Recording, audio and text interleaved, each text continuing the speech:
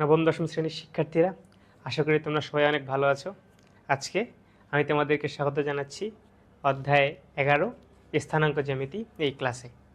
তো আমরা আসলে এই স্থানাঙ্ক ব্যবস্থা এর আগেও আমরা ক্লাস 6 থেকেই 7 থেকে আমরা গ্রাফ প্লট করা শিখছি। গ্রাফ পেপারের মধ্যে বিভিন্ন পয়েন্ট প্লট করা শিখছি, তাই না? তো ওইটাই আর কি কিছুটা স্থানাঙ্ক ব্যবস্থা বা স্থানাঙ্ক জ্যামিতির বেসিক। তো এখানে যে কথাটা একদমই বলতে হবে আমাদেরকে, খুব ভালো মতো মাথায় রাখতে হবে আর কি বলতে গেলে, সেটা হচ্ছে এইটা একটা ফাউন্ডেশন চ্যাপ্টার। কিসের জন্য?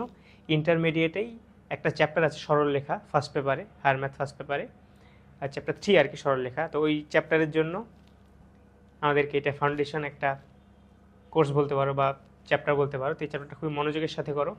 এখান থেকে যে সিকিউ শুধুমাত্র ইন্টারমিডিয়েটে আসবে বিষয়টা এমন না, সরি এসএসসিতে আসবে বিষয়টা এমন না, ইন্টারমিডিয়েটেও আসবে। তো এটা খুবই ইম্পর্টেন্ট। এই অধ্যায়টা কিন্তু খুব একটা কঠিন না, খুবই সহজ, কিন্তু বুঝতে হবে কনসেপ্টগুলো আমরা যদি বুঝি তাহলে আমাদের জন্য এই চ্যাপ্টারটা একদম ডাল ভাত। আসলে এই চ্যাপ্টারে কঠিন বলতে কিচ্ছু নাই, ঠিক আছে? তো দেখি আমরা শুরু করি।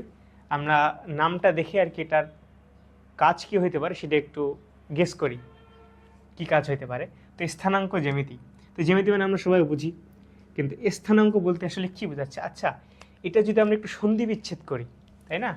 এখানে কি দাঁড়াচ্ছে দেখো তো, স্থান যোগ অঙ্ক, তাই না? তার মানে স্থানের সাথে সম্পর্কিত যে অঙ্ক সেটাকে বলতে পারি আমরা স্থানাঙ্ক, এবং সেটাকে যখন আমরা জ্যামিতির সাথে রিলেট করি, সহজ বাংলায় জ্যামিতি বলতে বৃত্ত, চতুর্ভুজ, সরলরেখা, তাই না, এইগুলো। তো এই স্থানাঙ্ককে যখন আমরা জ্যামিতির সাথে রিলেট করতেছি, একসাথে পড়তেছি রিলেট করে, সেটা হয়ে যাচ্ছে আমার স্থানাঙ্ক জ্যামিতি। তার মানে স্থানের সাথে সম্পর্কিত অঙ্ক আসলে কি সেটা একটু দেখি। স্থান বলতে আমরা এখানে সাপোজ ধরি ওই গ্রাফ পেপারটাই, তাই না? এই যে গ্রাফ পেপার, তো এই গ্রাফ পেপারে আমরা যখন পয়েন্ট প্লট করি বা পয়েন্ট বসাই, আমরা এক্স অক্ষ ওয়াই অক্ষ এভাবে ইন্ডিকেট করে নিই, তাই না? তো এটা কি একটা আমার স্থান। এই স্থানের মধ্যে আমি সাপোজ এখানে যে দাগ কেটে কেটে 1 2 3 4 এরকম আমি কিছু বসাচ্ছি এখানে, তাই না? তো এই স্থানের সাথে কি অঙ্কটা ইনকর্পোরেটেড হয়ে গেল। অঙ্কটার মধ্যে থেকে এর মধ্যে আমি বসাচ্ছি অঙ্ক, দাগ কেটে কেটে পয়েন্ট ধরে ধরে আমি একটা অঙ্ক এখানে ডিফাইন করতেছি। তো এটাই হয়ে গেল আমার কি স্থানাঙ্ক ব্যবস্থা। এটাকে যখন আমি এরকম রেখা, ত্রিভুজ, চতুর্ভুজ এসব সাথে রিলেট করতেছি, বৃত্ত পরের মধ্যে যাক, বৃত্ত আমাদের এখানে নাই, তো এইগুলোই আছে মোটামুটি, সেটা হয়ে যাচ্ছে আমার স্থানাঙ্ক জ্যামিতি। তো এই স্থানাঙ্ক জ্যামিতি বোঝার জন্য আমাদের একটু মাত্রা বুঝতে হবে। মাত্রা বলতে আসলে কি বোঝাচ্ছে এইখানে, মানে এক মাত্রা, তাই না? আমরা এক মাত্রা যদি বুঝতে চাই, আমরা সংখ্যা রেখা পড়ছি, তাই না? সংখ্যা রেখায় তুমি চিন্তা করো, রেখা কি দুই দিকেই চলতে থাকবে না? সংখ্যা রেখার ক্ষেত্রে এটা যদি আমার 0 হয়, সংখ্যা রেখার 0 ডানে কি পজিটিভ, 1 2 3 4 5 6 চলতে থাকবে এখানে, আর বামে কি নেগেটিভ, -1 -2 -3 -4, ঠিক আছে? তো একটা জিনিস খেয়াল করো, একমাত্রা বলতে বোঝাচ্ছে আমি শুধু একটা দিককেই বা আমি শুধু একটা বিষয়কেই ফোকাস করতেছি, এখানে একটা বিষয়কে ফোকাস করতেছি। সেটা কি হয় আমি ডানে যাব না হয় বামে যাব, একই বিষয় তো, হয় ডানে না হলে বামে। তো এখানে আমি যদি এই সংখ্যা রেখাতে আমি 4 পয়েন্ট +4 এটা কই আছে, এটা যদি আমি আইডেন্টিফাই করতে চাই, তাহলে কি এইখান থেকে এই যে এটা 0 না, এটা 0, তো 1 2 3 4 এটা কি আমার 4 নম্বর পয়েন্ট, তাই না? এই যে বা 0 থেকে 4 এইটুকু। তাহলে এটা কি আমার একমাত্রা ব্যবস্থা বলতেছি, একমাত্রিক স্থানাঙ্ক। কেন? কারণ এইখানে যে মাত্রা বা আমি যে বিষয়টা শুধুমাত্র খেয়াল রাখতে হবে, আমি শুধু যেই দিকে যাচ্ছি মোর স্পেসিফিক্যালি, সেটা হচ্ছে কি আমার একটা মাত্রা। কিন্তু আমি যদি এখানে এক্স অক্ষ আর ওয়াই অক্ষ নেই, যেটা আমি কিছুক্ষণ আগে বললাম, যখন গ্রাফ পেপারে পয়েন্ট প্লট করি, সেইখানে দেখো তো আমার যদি একটা পয়েন্ট থাকে P4 3, তাহলে এইটা কি, এটা এক্স অক্ষ বরাবর যাচ্ছে, এটা ওয়াই অক্ষ বরাবর যাচ্ছে, তাই না? তাহলে এইখানে দেখো তো আমি যদি এই পয়েন্টটা প্লট করতে চাই, আমাকে এক্স অক্ষ বরাবরও যাইতে হবে, আবার ওয়াই অক্ষ বরাবরও যাইতে হবে, দিয়ে আমি এখানে একটা পয়েন্ট পাবো, আমার পি পয়েন্ট, তাই না? তো এই পি এর মধ্যে 4 3 আছে, ওগুলোর কি নাম, তারপরে এই দ্বিমাত্রিক বা দ্বিমাত্রিক স্থানাঙ্ক ব্যবস্থাটা আমার কী জন্য জরুরি এগুলো আমরা একটু দেখি। তো সবার আগে দেখি একমাত্রিক ছেড়ে কেন আমার দ্বিমাত্রিক ব্যবস্থা জরুরি। তো সাপোজ আমি এইখান থেকে ওইখানে হেঁটে যাচ্ছি, সোজা গেলাম, একই ডিরেকশনে গেলাম না, দিকটা একটাই, আমি তো দিক তো চেঞ্জ করে যাই নাই। তার মানে সাপোজ আমি এই যে সোজা গেলাম, এখানে আমার ডিরেকশন একই দিকে, কোনো আমি এরকম আঁকা বাঁকা পথে আমি যাই নাই। তো যখন আমার ডিরেকশন এই যে এরকম স্ট্রেট লাইন একদম সোজা, সেটা হচ্ছে আমার কি একমাত্রিক স্থানাঙ্ক ব্যবস্থা বা একমাত্রিক ব্যবস্থা, তাই না? কিন্তু যখন আমি এরকম আঁকা বাঁকা ডিরেকশনে যাব, মানে তুমি যদি আমাদের রাস্তাগুলোর কথা চিন্তা করো, রাস্তাগুলোতে এরকম বাঁক থাকে, দিয়ে এরকম হয়, দিয়ে আবার সোজা গেল, আবার এরকম বাঁক থাকে, এরকম গেল, তাই না? তো এই জন্য সাপোজ আমি যদি এই পয়েন্টটা ডিফাইন করতে চাই, এই পয়েন্টটাকে আমি আইডেন্টিফাই করতে চাই, এই পয়েন্টটা আসলে কোথায় আছে, তখন আমার কিন্তু এই দ্বিমাত্রিক ব্যবস্থাটা লাগবে, ঠিক আছে? এটাকে আমি যদি এখন এই যে গ্রাফ পেপারের মধ্যে চিন্তা করি, তাহলে আমি এক্স অক্ষ বরাবর একটা নির্দিষ্ট দূরত্ব যাব, এই যে এই দূরত্বে যাব, সেখান থেকে আমি আবার ওয়াই অক্ষ বরাবর নির্দিষ্ট দূরত্বকে আমি এই বিন্দুতে পৌঁছাবো। তো এই বক্ররেখার বা আঁকাবাঁকা রাস্তার যদি একটা অবস্থান আমি শনাক্ত করতে চাই, সেই ক্ষেত্রে আমার এই যে ডানও যাইতে হচ্ছে, বামও যাইতে হচ্ছে, মানে এক্স অক্ষ এবং ওয়াই অক্ষ দুই অক্ষ বরাবরই যাইতে হচ্ছে। তার মানে আমার এই দ্বিমাত্রিক স্থানাঙ্ক ব্যবস্থাটা কখন প্রয়োজন, যখন আমি এরকম আঁকাবাঁকা রাস্তায় যাব, তাই না? বা যেখানে আমার শুধুমাত্র একটা পয়েন্ট নেই, একের অধিক পয়েন্ট আছে, তাই না? এই পয়েন্টটা আমি যদি আইডেন্টিফাই করতে, আমি কি একটা পয়েন্টে আইডেন্টিফাই করতে পারবো? আমি যদি শুধু সাপোজ এটা হচ্ছে আমার 4, 3, ওইরকমই চিন্তা করো, তো আমি যদি শুধু বলি 4, তাহলে এই পয়েন্টে কি আমি বের করতে পারবো না। এই পয়েন্টটা বের করার জন্য আমার ওয়াই অক্ষ বরাবর দূরত্বটা লাগবে, ঠিক আছে? তো এই গেল আমার একমাত্রিক আর দ্বিমাত্রিক ব্যবস্থা। আর এই যে আমি পি এর মধ্যে 4, 3 লিখতেছি, এটা দিয়ে আসলে কি বোঝাচ্ছে? আমি পি এর মধ্যে প্রথমে যেই সংখ্যাটা থাকতেছে, এইটা কি আমার এক্স অক্ষ বরাবর, তাই না? আর যেটা আমার এই যে পরের সংখ্যাটা, এটা কি ওয়াই অক্ষ বরাবর, তাই না? তো যেটা আমার এক্স অক্ষ বরাবর, এটাকে আমি বলবো ভুজ, আর যেটা আমার ওয়াই অক্ষ বরাবর, এটা হচ্ছে আমার কোটি। ভুজকে ইংরেজিতে বলে অ্যাবসিসা, আর কোটিকে বলে অর্ডিনেট, ঠিক আছে? এবং এই দুইটা মিলে হচ্ছে কোঅর্ডিনেট, ঠিক আছে? এই দুইটা মিলে বলে কোঅর্ডিনেট। এখানে একটা গল্প বলি, মুভিতে দেখবা যেগুলো অ্যাকশন মুভি, হয়তো যেখানে আমার অ্যাকশন হচ্ছে স্যাটেলাইট থেকে পজিশন ডিটেক্ট করে অ্যাটাক করবে, সাপোজ হলিউড মুভির কথা চিন্তা কর, তখন বলে সেট মি দ্য কোঅর্ডিনেটস। তো এই হচ্ছে সেই কোঅর্ডিনেটস, যেখানে আমরা যদি পৃথিবীর মানচিত্র দেখি, সেখানেও কিন্তু আমার এরকম, আমি একটা দেশকে যখন আইডেন্টিফাই করব, একটা দেশকেও না, একটা নির্দিষ্ট স্থানকে যখন আইডেন্টিফাই করব, সেটার আমার ল্যাটিটিউড, লঙ্গিটিউড, এগুলো আমরা বাংলাদেশ বিশ্ব পরিচয় শিখবো। তো সেখানেও কিন্তু আমার এই কোঅর্ডিনেট সিস্টেম আছে, ঠিক আছে? একটা জায়গাকে আইডেন্টিফাই করার জন্য অবশ্যই সেটার আমার যে এক্স অক্ষ ওয়াই অক্ষ ম্যাপিংয়েও এই জিনিসটা খুবই ইম্পর্টেন্ট, ঠিক আছে? এবং এই পুরোটাকে ইংরেজিতে বলা হচ্ছে কোঅর্ডিনেট জিওমেট্রি, স্থানাঙ্ক জ্যামিতি, কোঅর্ডিনেট জিওমেট্রি, ঠিক আছে? তো এই স্থানাঙ্ক ব্যবস্থা সম্বন্ধে আমার যেটা একদম প্রাইমারি আইডিয়া বা একদম প্রিলিমিনারি নলেজ সেটা আমরা গেইন করলাম। এখন একটা জিনিস দেখো, আমরা এখানে কিছু ট্যাকটিক্যাল আলোচনা করি, মানে যেগুলো আমার পরীক্ষায় কথার মাধ্যমে আমাদেরকে আর কি কনফিউজ করে দেবে, তাই না? তো আমি একটা পয়েন্ট দেখাইলাম, পি ইকুয়ালস টু পি হচ্ছে যদি 4, 3 হয়, এটা কি ভুজ, এটা হচ্ছে কোটি, তাই না? এটা হচ্ছে আমার 3। তো এটাকে যদি আমি এই গ্রাফে প্লট করতে চাই, তো তোমরা গ্রাফ নিয়ে বসো, খুবই সুবিধা হয় তোমাদের জন্য। আর আমার এখানে যেহেতু গ্রাফ নাই, আমি এটা হাতেই দাগ কেটে করছি। তো একটা জিনিস মাথায় রাখবা, যখন আমি গ্রাফ পেপারে প্লট করব, আমাকে কিন্তু আগে ডিফাইন করে নিতে হবে যে আমি গ্রাফ পেপারের ক্ষুদ্রতম যে ঘর, এটা সমান সমান আমি কত মান নিচ্ছি। মানে তোমরা যে গ্রাফ পেপারগুলো ইউজ করো, এটা কিছুটা সাধারণত আসলে এমন হয়, এটা সাপোজ একটা গ্রাফ পেপার হইলো, এটাকে আমি একটু ভাগ করে নিলাম, তাই না? এরকম এটার আমি স্মলেস্ট পার্ট যদি নেই, সাপোজ এটা হচ্ছে আমার একটা স্মলেস্ট পার্ট,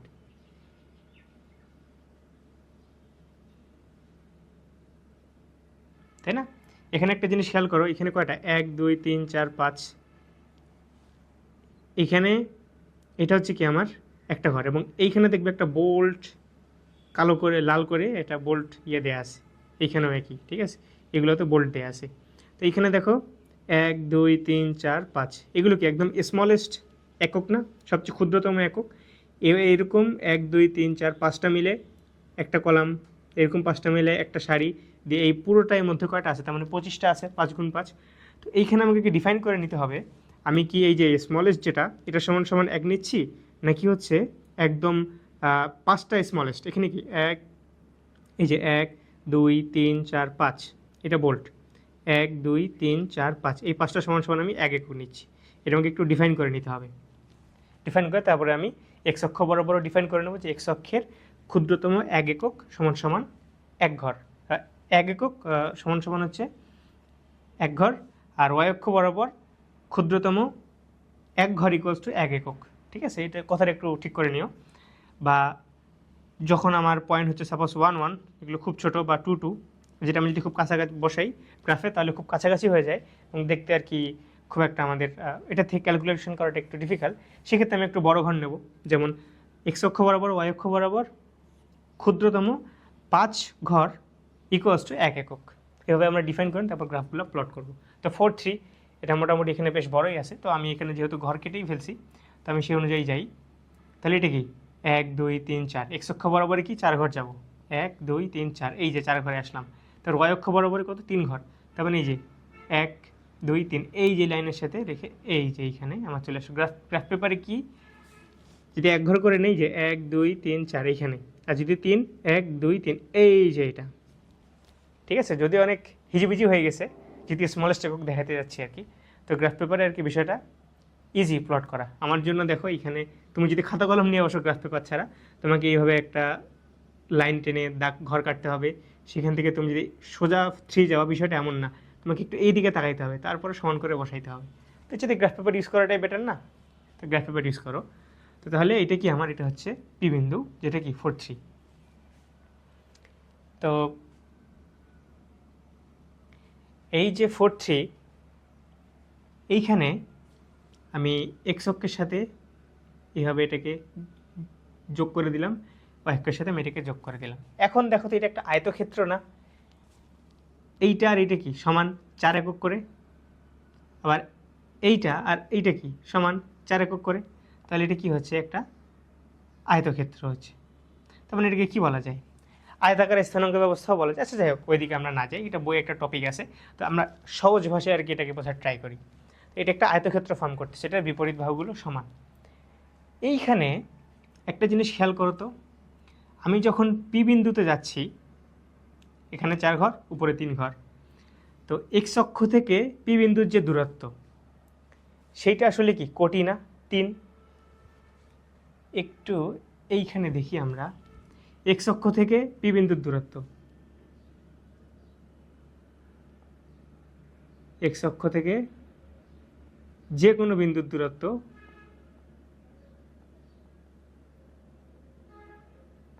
এটা সমান সমান কি লেখা যায়, কোটি লেখা যায়, তাই না? কোটি কি, এটা হচ্ছে কোটি, আর এটা কি ভুজ।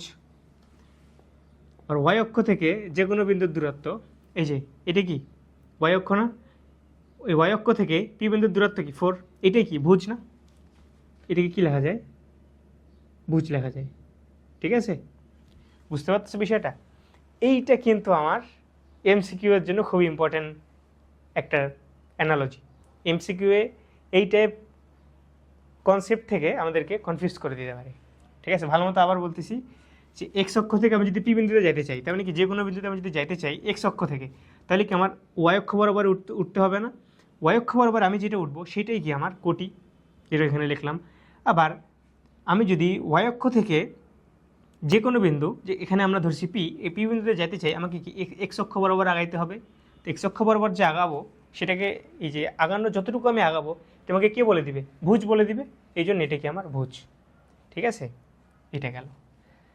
এবার একটা জিনিস খেয়াল করো, পয়েন্ট প্লটের ক্ষেত্রে, তো এক্স অক্ষ বরাবর যে বিন্দুগুলো আছে, এক্স অক্ষ বরাবর যে বিন্দুগুলো থাকবে সেগুলোকে যদি আমরা স্থানাঙ্ক ব্যবস্থায় প্রকাশ করি তাহলে সেগুলোর মান কীরকম হয়।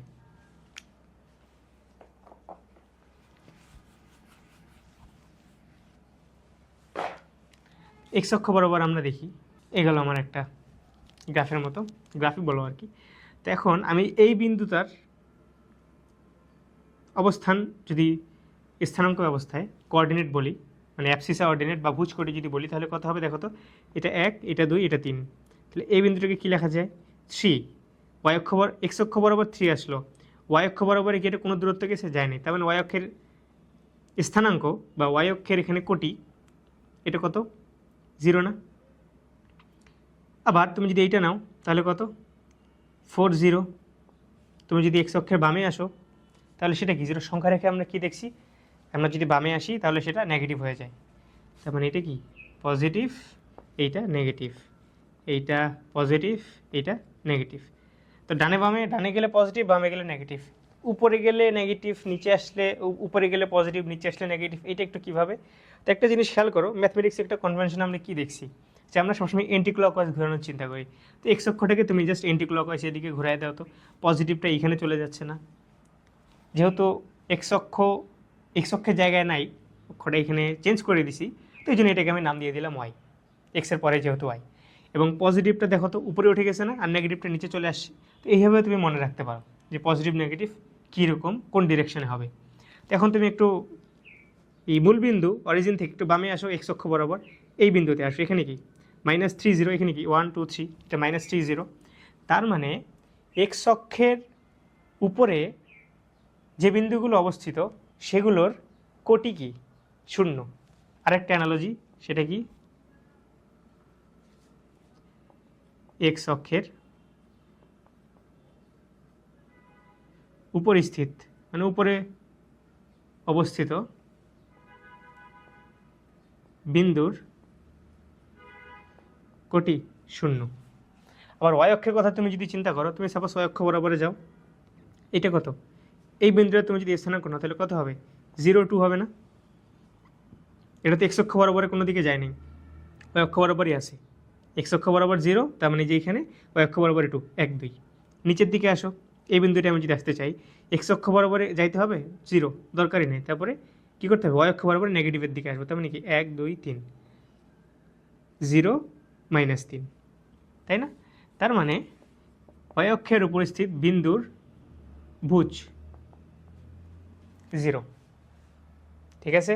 তার মানে ওয়াই অক্ষ যদি বলা থাকে শুধু একটা বিন্দু ওয়াই অক্ষের উপর অবস্থিত, চোখ বন্ধ করে ওইটার এক্সের যে স্থানাঙ্ক বা ভুজ এটা হবে 0। আর যদি এক্স অক্ষের উপরে কোনো বিন্দুর কথা বলা থাকে যে এক্স অক্ষের উপর স্থিত একটা বিন্দু এই অবস্থা, সেটা থেকে ম্যাথ করতে বলে, তাহলে সেটার কোটি হবে 0।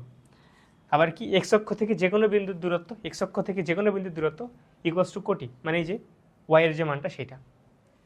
আবার ওয়াই অক্ষ থেকে যে কোনো বিন্দুর দূরত্ব সেটা হচ্ছে ভুজ। এইগুলো আমার মোটা দেখে অ্যানালজি, ঠিক আছে, বিন্দুর সাথে এই স্থানাঙ্ক ব্যবস্থার, তাই না? এখন একটা জিনিস লক্ষ্য করো, আমরা একটু পজিটিভ নেগেটিভের বিষয়টা দেখি, তাই না? তো আমরা তো দেখলাম সংখ্যা রেখার মাধ্যমে যে এটা হচ্ছে কি এই সাইডে পজিটিভ মূল বিন্দু। সংখ্যা রেখার কথা তুমি যদি চিন্তা করো, ডানে গেলে পজিটিভ, বামে গেলে নেগেটিভ, উপরে গেলে পজিটিভ আর নিচে আসলে কি নেগেটিভ। তো এখন আমরা এখানে একটা কাজ করি, সেটা হচ্ছে আমরা একটু আইডেন্টিফাই করে দিই, এটা কি চতুর্ভাগ হয়ে যাচ্ছে না? তো কোন চতুর্ভাগে সাইনগুলো আসলে কীরকম হবে? তো এটা আমার কি প্রথম চতুর্ভাগ, এটা আমার কি দ্বিতীয় চতুর্ভাগ, এটা তৃতীয় চতুর্ভাগ, এটা কি চতুর্থ চতুর্ভাগ, তাই না? প্রথম চতুর্ভাগে একটা বিন্দু আছে, এই এক বিন্দু। তো এই বিন্দুতে আমি যদি আসতে চাই, এক্স অক্ষের ডানে আসবো, তার মানে কি পজিটিভ। আর ওয়াই অক্ষ বরাবর কি ওয়াই অক্ষ মূল বিন্দুর উপরে যাব, তাহলে কি এটাও পজিটিভ। তাহলে এখানে কি দুইটাই পজিটিভ, তার মানে এক্স ওয়াই এখানে দুইটাই পজিটিভ। পি বিন্দু, এই বিন্দুর কথা চিন্তা করো, এখানে মনে করো একটা বিন্দু, সাপোজ পি নেই, সেম বিন্দু, অন্য বিন্দু নেই, নামটা চেঞ্জ করে দেই, কিউ নেই। তাহলে এই বিন্দুতে আমি যদি আসতে চাই, মূল বিন্দু থেকে বামে আসতে হবে না? তাহলে কি নেগেটিভের দিকে আসলাম, তাহলে ভুজ এখানে কি নেগেটিভ। আবার কি উপরের দিকে উঠতে হবে, ওয়াই অক্ষের উপরের দিকে কি পজিটিভ, তাহলে এটা কি পজিটিভ। এই বিন্দুতে আসো, এই বিন্দু নিয়ে আর এই বিন্দুতে যদি আসতে, যেটা আমার তৃতীয় চতুর্ভাগে, তাহলে এক্স অক্ষ বরাবর নেগেটিভে আসতে হবে। আবার ওয়াই অক্ষ বরাবর কি দেখো তো নিচের দিকে আসতে হবে না? এই যে এইখান থেকে এইখানে আসতে হবে না, তাহলে সেটাও কি নেগেটিভ। ঠিক আছে, চতুর্থ নাও, এটিকে নেই এস, এই বিন্দু যদি আসতে চাই এইখানে আসবো, তারপরে এইখানে, এটা কি এক্স অক্ষ ডানের দিকে, তাহলে এটা কি পজিটিভ, আর ওয়াই অক্ষের নিচের দিকে তাহলে কি নেগেটিভ। তার মানে এখন আমি যদি একটা শর্টকাট লিখি, এখানে প্রথম চতুর্ভাগে দুইটাই পজিটিভ, কোনটা এক্স অক্ষ আর ওয়াই অক্ষ, মানে ভুজকটি দুইটাই পজিটিভ। দ্বিতীয় চতুর্ভাগে এক্স নেগেটিভ ওয়াই পজিটিভ, তৃতীয় চতুর্ভাগে দুইটাই নেগেটিভ, চতুর্থ চতুর্ভাগে এক্স পজিটিভ ওয়াই নেগেটিভ। ঠিক আছে, এগুলো আমাদের আর কিছুক্ষণ পরেই পয়েন্ট প্লট করে আমরা ত্রিভুজ চতুর্ভুজ যখন ড্র করব, যখন আমরা একটা বিন্দু দুইটা বিন্দু সংযোগ করব, এটা আমার কাজে লাগবে। ঠিক আছে, এতক্ষণ আমরা এই স্থানাঙ্ক জ্যামিতির একদম বেসিক যে কনসেপ্টগুলো সেগুলো শিখছি, একদম বেসিক। ওইগুলো দিয়ে আসলে ম্যাথে হেল্প হবে, কিন্তু ম্যাথ করার জন্য আমার যে জিনিসটা দরকার, মানে ফর্মুলা দরকার, সেটা হচ্ছে আমরা এখন শিখবো, সেটা হচ্ছে দুটি বিন্দুর মধ্যবর্তী দূরত্ব। তো এই 11 অধ্যায়ের মোট 4টা পার্ট, 11.1, 11.4, 2, 3, 4, 4টা। তো 11.1 হচ্ছে বেসিক্যালি আমার এটা নিয়ে, দুইটা বিন্দুর মধ্যবর্তী দূরত্ব নিয়ে। তো আমরা একটু দেখি তাহলে দুইটা বিন্দুর মধ্যবর্তী দূরত্ব। আমরা তো স্থানাঙ্ক ব্যবস্থায়, মানে যে গ্রাফে দ্বিমাত্রিক যেটা, সেখানে পয়েন্ট প্লট করা শিখছি, তাই না? তো সেইখানে মনে করো সাপোজ দুইটা পয়েন্ট আছে, একটা হচ্ছে পি আর একটা হচ্ছে কিউ। তো কিউ হচ্ছে আমার, আচ্ছা নিচ থেকে আমি দিই মার্কিংটা, তাহলে সুবিধা হবে। এটাকে কিউ ধরো, এটা আমার পি, তাহলে পিকে দেই x1 y1, আর কিউকে দেই x2 y2, এই দুইটা বিন্দু। এখন এই দুইটা বিন্দু আমি যদি যোগ করি, তাহলে আমি কি একটা সরলরেখা পাচ্ছি, তাই না? পি কিউ যোগ করলে, এই দুইটা বিন্দু যোগ করলে আমি একটা সরলরেখা পাচ্ছি, যেখানে যে দুইটা বিন্দু আমি যোগ করলাম তাদের স্থানাঙ্ক একটা পি, সেটা হচ্ছে x1 y1, Q x2 y2।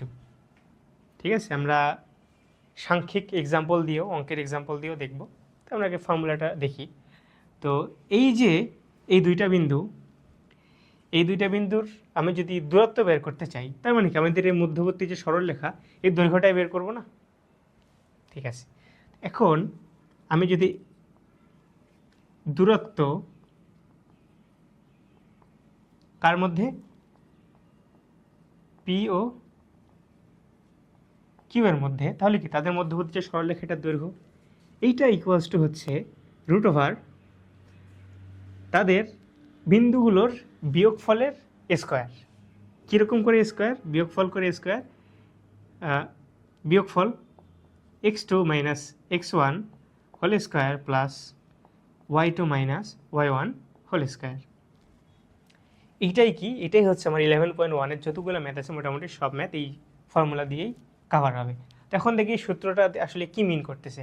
তো এখানে দেখো x2 minus x1 whole square plus y2 minus y1 whole square, যেটা আমি বললাম যে তাদের মধ্যবর্তী দূরত্ব হচ্ছে কি তাদের বিন্দুগুলোর বিয়োগফলের স্কোয়ার।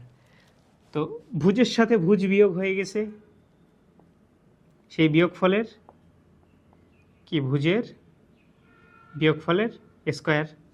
আর এখানে কি কোটির বিয়োগফলের স্কোয়ার, তাই না? তো এখানে একটা জিনিস লক্ষ্য করো, আমি যদি x1কে চেঞ্জ করি, y1কেও চেঞ্জ করি, কার সাথে মানে ইন্টারচেঞ্জ করি x1 x2 আর y1 y2, তাহলে কিন্তু আমার জিনিসটা সেম থাকে। কীরকম? 3 এর স্কোয়ার আর মাইনাস 3 এর স্কোয়ার কত? 9 না? দুইটাই তো 9। ঠিক আছে, তো হয়তো সামনে মাইনাস আসবে, কিন্তু স্কোয়ার করলে আলটিমেটলি মাইনাসটা পজিটিভ হয়ে যাবে। কিন্তু এখানে একটা জিনিস মাথায় রাখতে হবে, সেটা হচ্ছে আমি এই যে পি কিউ নিচ্ছি, এটা কনভেনশন বা রীতি, যেটা আমি শেষ যে বিন্দু এটার স্থানাঙ্ক থেকে শুরুর যে বিন্দু পি কিউ, এটা আমরা ভেক্টরে আরও ভালো মতো শিখবো, যেটা আমার শেষ বিন্দু এখানে কি কিউ, পি থেকে আমি যদি কিউতে যাই, শেষ বিন্দু কি কিউ না? তো শেষ বিন্দু থেকে শুরুর বিন্দুর যে ভুজকটি সেগুলো আমরা বিয়োগ করব। তার মানে শেষ থেকে শেষ বিয়োগ শুরু হোল স্কোয়ার, এটা একটু মাথায় রাখতে পারো, তাহলেই হবে। শেষ থেকে শুরু হোল স্কোয়ার। তো এখন তুমি যদি পি কিউ না নিয়ে কিউ পি নাও, তাহলে কিউ থেকে পিতে আসছো তুমি, কিউ পি, তাহলে শেষ কী হয়েছে এখানে পি, তাহলে শেষ মাইনাস শুরু মানে x1 minus x2 whole square. এটা applicable to both x and y. ঠিক আছে, এক্স এবং ওয়াই দুইটার ক্ষেত্রে এটা অ্যাপ্লিকেবল। তার মানে এখন বিষয়টা এমন দাঁড়াচ্ছে, যদি আমি কিউপি নেই তাহলে শেষে কি হয়ে গেছে পি, তাহলে x1 minus x2 whole square plus শেষে কি পি, তাহলে কি y1, আর শুরুর কি এখানে কিউ থেকে যেহেতু আসছে তাহলে y2, তাদের বিয়োগফলের উপর স্কোয়ার। ঠিক আছে, আমি মনে রাখার জন্য আর কি একটা ট্রিক শিখাই দিলাম, শেষ মাইনাস শুরু। বুঝতে পারছো? তুমি চাইলে একটু ঠান্ডা মাথায় যদি চিন্তা করো, আমার এখানে প্রথমে 2 আছে এক্সের ক্ষেত্রে, ভুজের ক্ষেত্রে, তাহলে ওয়াইয়ের ক্ষেত্রে শুরুতে 2 থাকবে। আমাকে সিকোয়েন্সটা মেনটেন করতে হবে, তাই না? এই ক্ষেত্রে শুরুতে 1 থেকে 2 বিয়োগ হচ্ছে, মানে শুরুতে 1 আছে, এখানেও 1 থেকে 2 বিয়োগ হবে, শুরুতে 1 থাকবে। বুঝতে পারছো আশা করি? এখনই আমরা কনসেপ্টটা বুঝে ফেললাম, এরপরে আমরা ম্যাথগুলো করা শুরু করি। দুইটা বিন্দুর মধ্যবর্তী দূরত্ব নির্ণয় করার সূত্র তো শিখলাম, তাই না? তখন আমরা বেশ কয়েকটা ম্যাথ করি এখানে। তো প্রদত্ত বিন্দুসমূহের মধ্যবর্তী দূরত্ব নির্ণয় করতে বলছে আমাদের, 3 সেট দেওয়া আছে। তো আমরা প্রথমটা থেকেই শুরু করি। কি বলছে? -3 7, আরেকটা হচ্ছে আমার -7 3। তো এই দুইটার মধ্যবর্তী দূরত্ব আমাকে নির্ণয় করতে হবে। তো এটাকে আমরা প্রথম ম্যাথটা আমি একটু ইলাবোরেটলি করে দিই। এটাকে আমি পি এর সাথে কম্পেয়ার করি, এটাকে আমি কিউ এর সাথে কম্পেয়ার করি। তাহলে এটা x1 y1, এটা কি x2 y2। তাহলে আমরা পি কিউ এর ক্ষেত্রে কি দেখছি? শেষ মাইনাস শুরু পি কিউ, আমি পি থেকে কিউ এ যাচ্ছি, পি থেকে কিউ এ যাচ্ছি। তাহলে x2 minus x1 whole square plus y2 minus y1 whole square. এটাগুলো আমার ডিরেক্ট ফর্মুলা দিয়ে আমি করে দিলাম, সমস্যা নেই, হবে।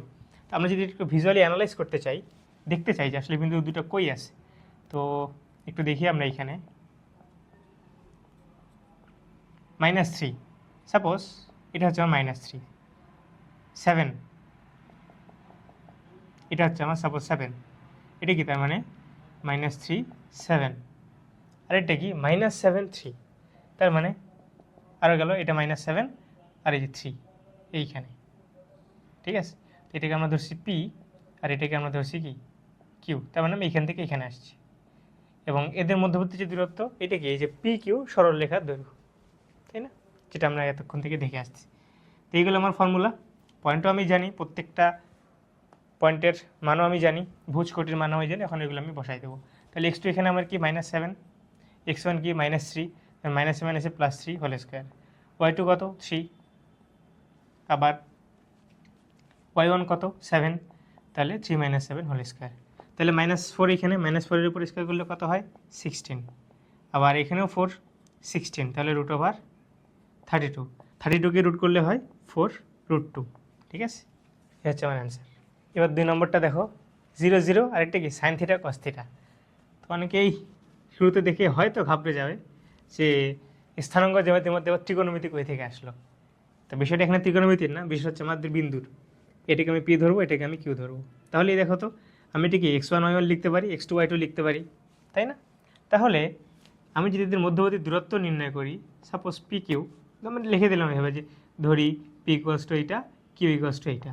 তাহলে কি হচ্ছে শেষেরটা এখানে কি সাইন থিটা মানে x2, তাহলে sine theta -0 whole square plus cos theta -0 whole square equals to sine square theta plus cos square theta, তার উপরে রুট।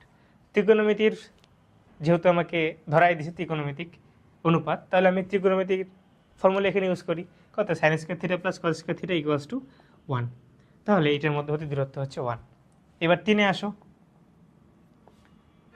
এখানেও ধরে নিই -3/2 -1, আর কিউ ইকুয়ালস টু হচ্ছে আমার 1/2 বা 2।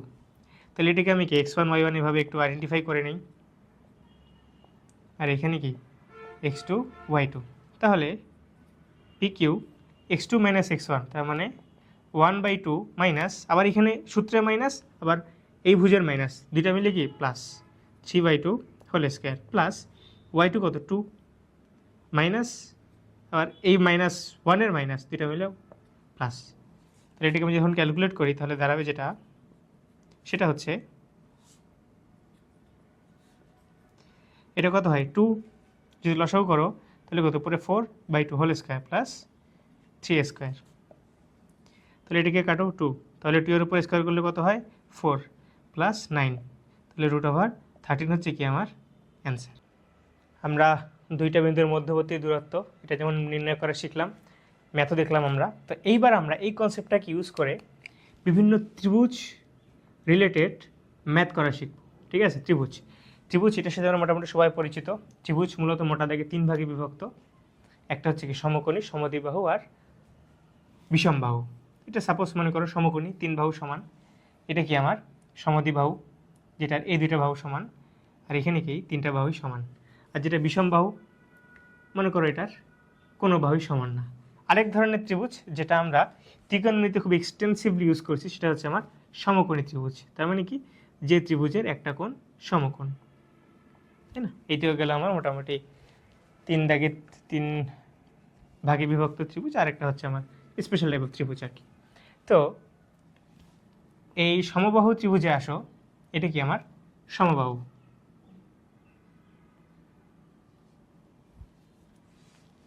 এখানে কি, এটা হচ্ছে আমার সমদ্বিবাহু। এটা হচ্ছে আমার সমবাহু, সমদ্বিবাহু। এটা হচ্ছে আমার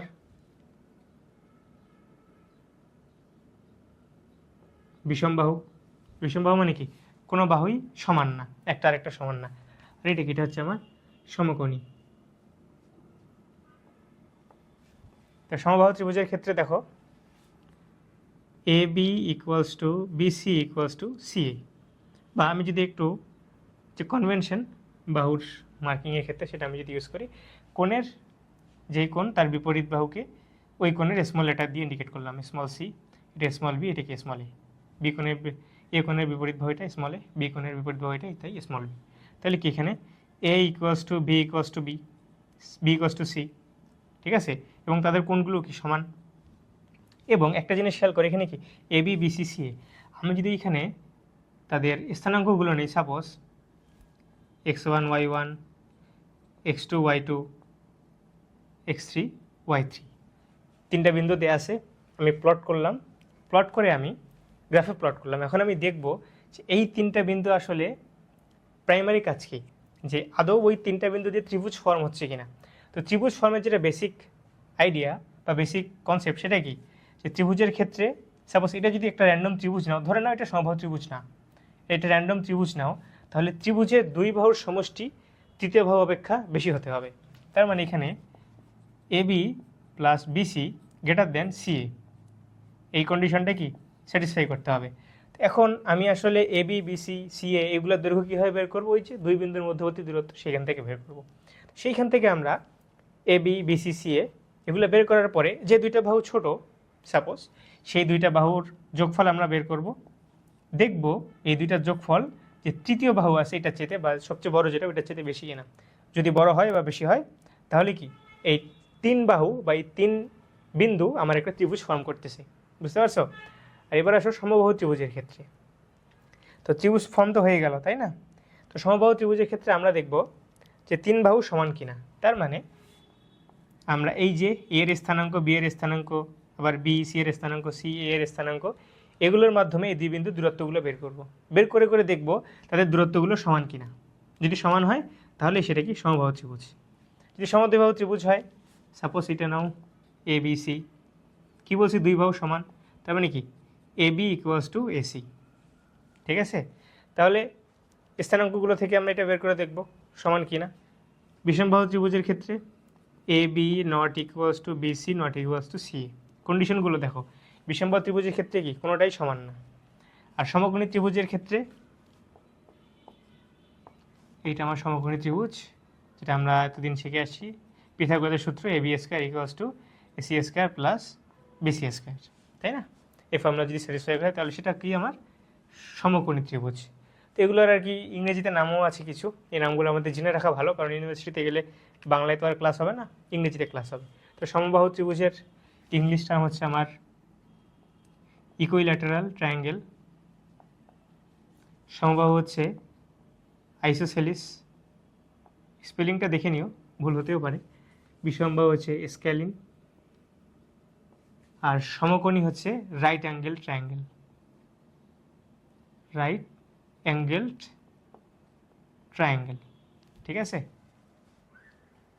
এই গেল মোটামুটি ত্রিভুজ সম্বন্ধে আইডিয়া, এবং এই কন্ডিশনগুলোর উপর বেস করেই আমার যে স্থানাঙ্কগুলো দেওয়া থাকবে সেগুলো থেকে আমি বের করব কোনটা কোন ত্রিভুজ।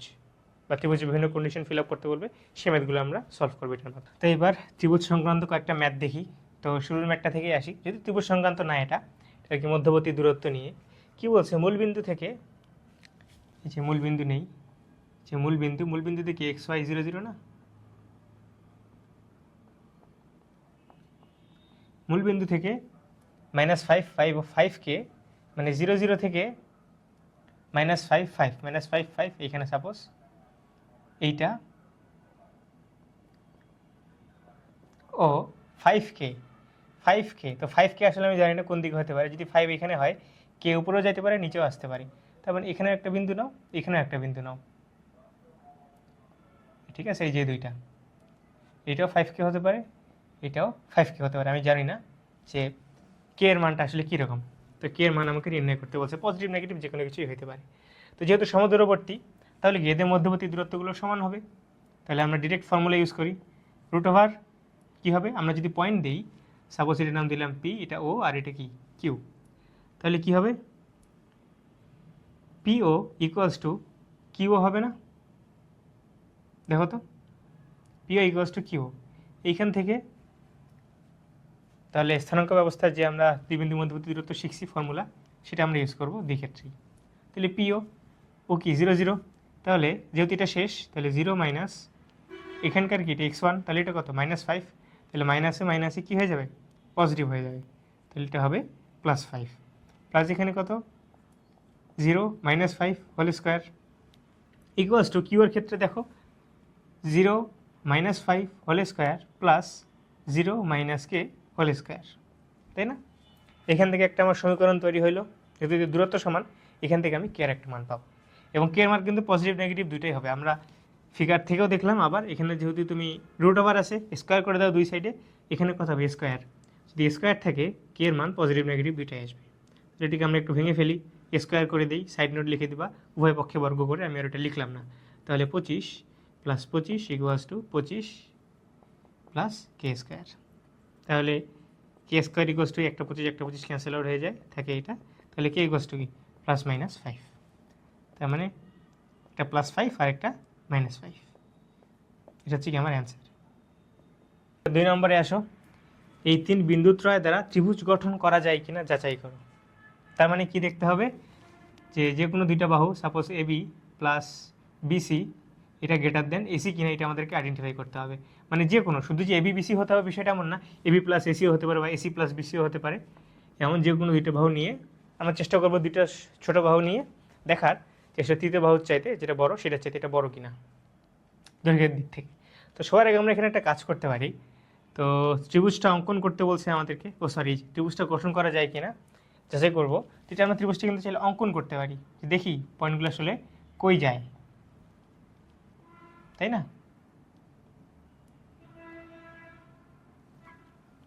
দেখো পয়েন্টগুলো আমরা প্লট করি, 1 2 -3 5, এরকম আমরা দাগ কেটে নিই এবং আমরা ডিফাইন করে নেব যে আসলে 1 একক সমান কত ঘর, ঠিক আছে, x অক্ষ বরাবর আরেকটা কি y অক্ষ বরাবর 1 একক ইকুয়ালস টু, সাপোজ আমি যদি এখানে নেই 5 ঘর আর এইখানে আমি নেই 5 ঘর, এরকম নেওয়া যায়। তো আমার এখানে যেহেতু জায়গা কম, আমি এখানে তো 1 ঘর করে নিয়েই সেই হিসেবে আমি দাগগুলো কেটে দিচ্ছি, এর পরের ম্যাথে আমি এটা দেখাবো আসলে 5 ঘর করে নিয়ে কীভাবে পয়েন্টগুলো প্লট করতে হয়। তো আপাতত দেখো এখানে আমরা 1 ঘর করে নিছি, x এর মান 1 2, এই যে 1 2 এইখানে, আর -3 5, 1 2 3 -3 5, 1 2 3 4 5, তার মানে এইখানে এই 5 - 1, 1 2 3 4 5 -1 এইখানে। আচ্ছা, আপাতত দৃষ্টিতে যদি 3টা পয়েন্ট দেখো কীভাবে মনে হচ্ছে, দেখো তো একই সরলরেখা বরাবর না, তাহলে এটা দিয়ে কি কখনো ত্রিভুজ তৈরি করা সম্ভব না, ফিগার দেখে আমাদের তাই মনে হচ্ছে, ফিগার তো তাই বলে। এটা আমি এ বসাইলাম এইখানে, এটা বি, এটা আমার সি, তাহলে ম্যাথমেটিক্যালি আমরা অ্যানালাইসিস করে দেখি, এবি বের করব, বিসি বের করব, ও অনেক ছোট হয়ে গেল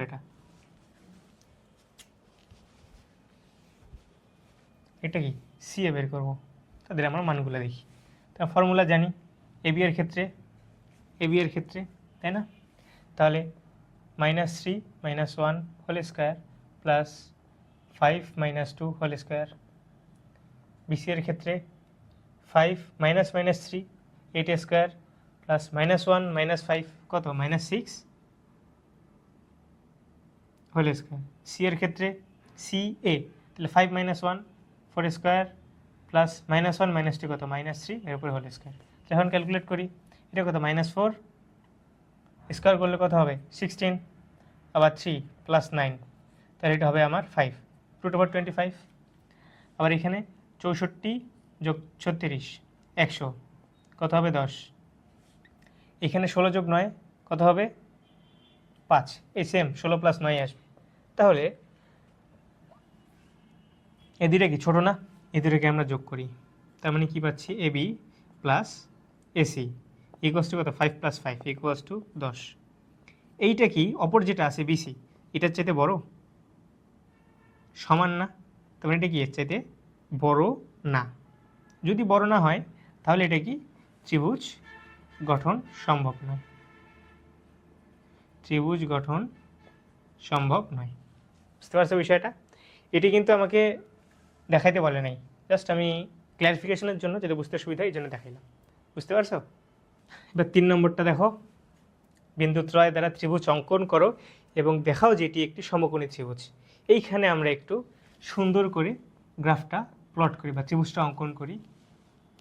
এই যে নাও এক্স অক্ষ, ওয়াই অক্ষ, তাই না? এখানে আমরা ডিফাইন করে নিই।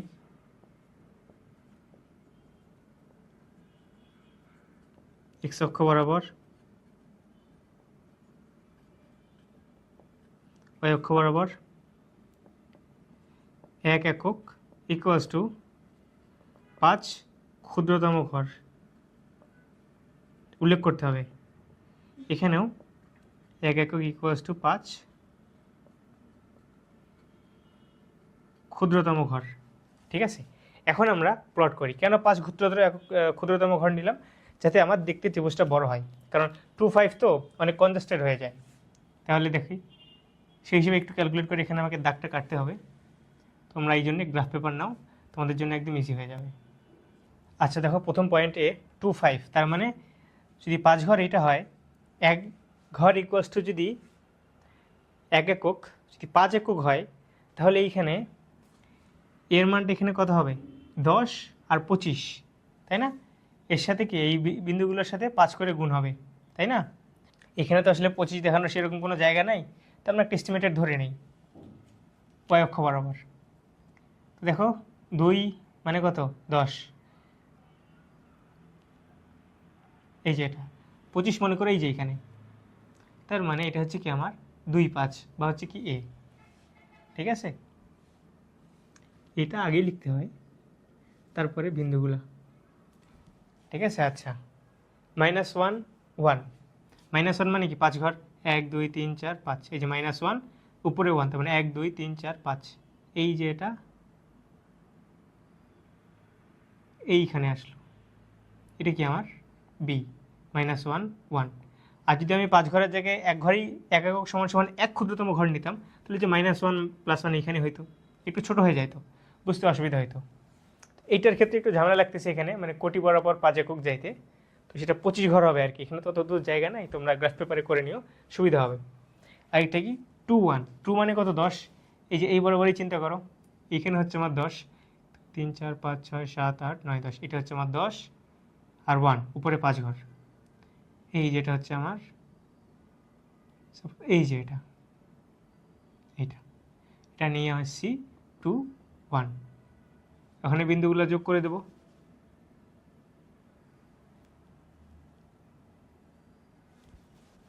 বাহ, ফিগার দেখে কি মনে হচ্ছে সমকোণী ত্রিভুজ না? প্রমাণও করতে বলছে সমকোণী ত্রিভুজ। তাহলে দেখো ত্রিভুজটা আমরা এরকম অঙ্কন করলাম, পেয়ে গেলাম। তো ত্রিভুজের স্ট্রাকচার দেখে বোঝা যাচ্ছে এটা একটা সমকোণী ত্রিভুজ। এখন আমরা ম্যাথমেটিক্যালি প্রুফ করি। এখন আমাদের কাজ কি, 3টা বাহুর দৈর্ঘ্য নির্ণয় করা। তাহলে এ বির দৈর্ঘ্য যদি নির্ণয় করি, শেষ কি বি, তাহলে বি থেকে এ বিয়োগ যাবে, তাই না? বি এর স্থানাঙ্ক থেকে এর স্থানাঙ্ক বিয়োগ যাবে। তাহলে -1 -2 কত? -3 হোল স্কোয়ার প্লাস 1 - 5 কত? -4 হোল স্কোয়ার। বিসি এর ক্ষেত্রে যদি চিন্তা করো তাহলে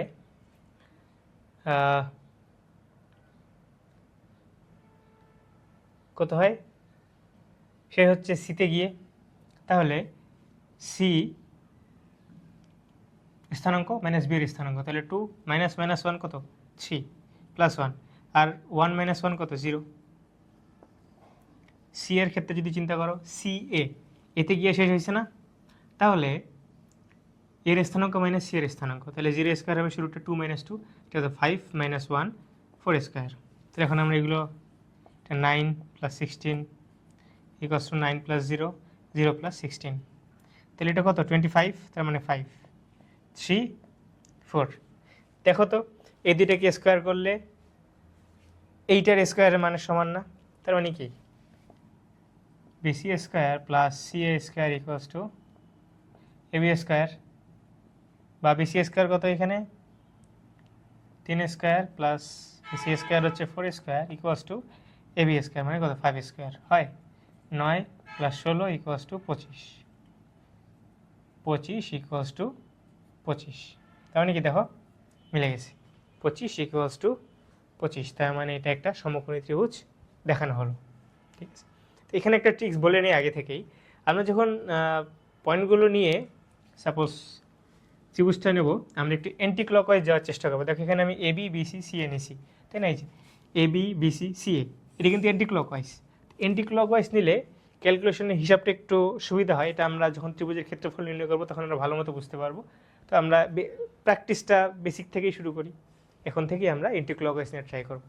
আর ত্রিভুজের ক্ষেত্রফলের ক্ষেত্রে দেখবো আসলে যখন আমরা ক্লকওয়াইজ নেব তখন আসলে মানের সাথে একটা নেগেটিভ সাইন চলে আসে। তো ক্ষেত্রফল তো আসলে নেগেটিভ হতে পারে না, ওই কথাটা লিখে দিয়ে যে ক্ষেত্রফল ঋণাত্মক হতে পারে না, এই জন্য ক্ষেত্রফল পজিটিভ লিখে মানটা লিখে দেবো।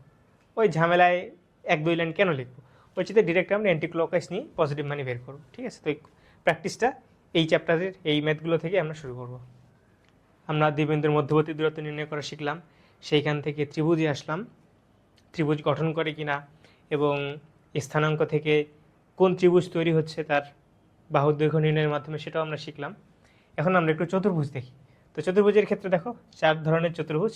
একটা কি? সামান্তরিক। এটা কি? সামান্তরিক। সামান্তরিকের প্রপার্টিসগুলো কি কি? বিপরীত বাহুগুলো সমান ও সমান্তরাল, তাই না? তাহলে এখানে এডি ইকুয়ালস টু বিসি, আবার এবি ইকুয়ালস টু বিসি। ঠিক আছে, আয়তক্ষেত্রের ক্ষেত্রে আয়তক্ষেত্রের জন্য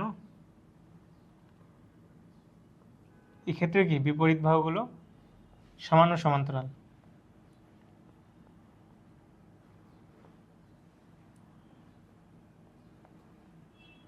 বিপরীত বাহু এডির বিপরীত কি? বিসি, আর এবির বিপরীত কি? সিডি, এটা সমান্তরাল, তাই না? আবার এটি কি? রম্বস।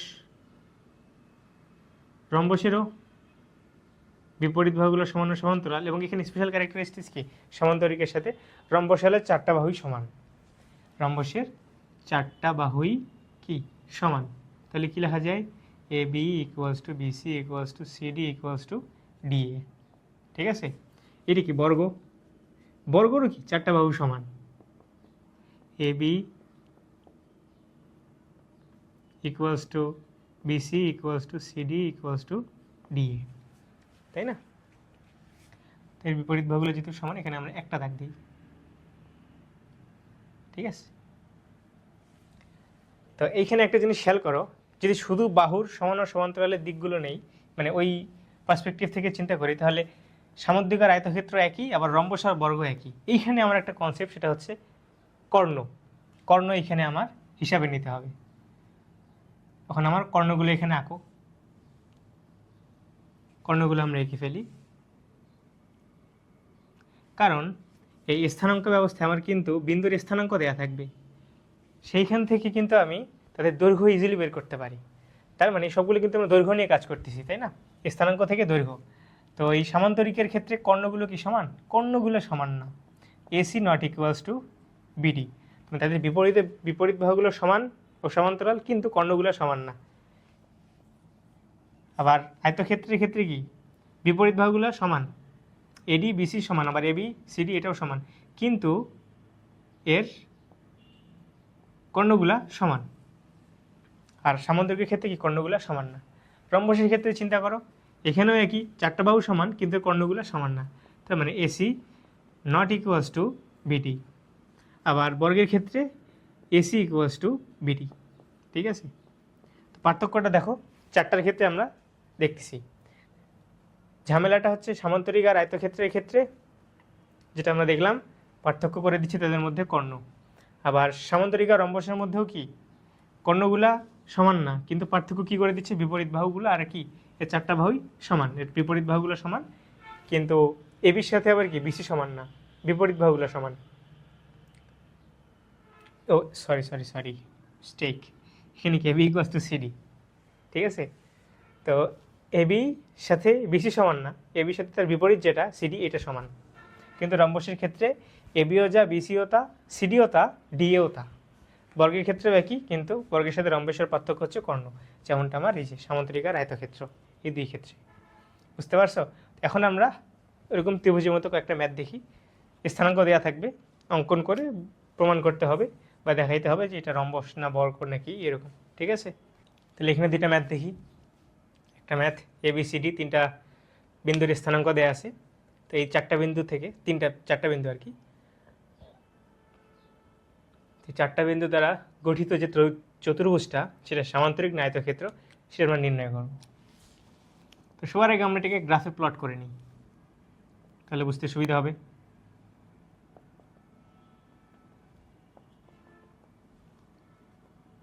ভিজুয়ালাইজ করতে সুবিধা হবে। তাহলে এক্স অক্ষ বরাবর 1 একক সমান সমান নেই 2 ক্ষুদ্রতম ঘর, আর ওয়াই অক্ষ বরাবর কি সেম হিসাব নিয়ে আমরা করি, তাহলে একটু দেখতে বড় হবে।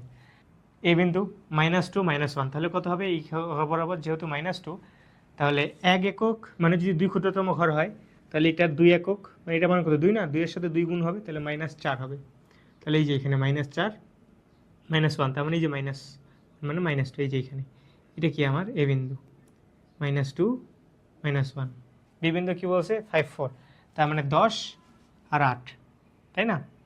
1 2 3 4 5 6 7 8 9, এটা কি 10, উপরে 8, 1 2 3 4 5 6 7 8, তাহলে এইটা হচ্ছে আমার বি বিন্দু 5 4। একটা কি 6 7, তার মানে 12 আর 14, 10 11 12, এখানে 8 9 10 11 12 13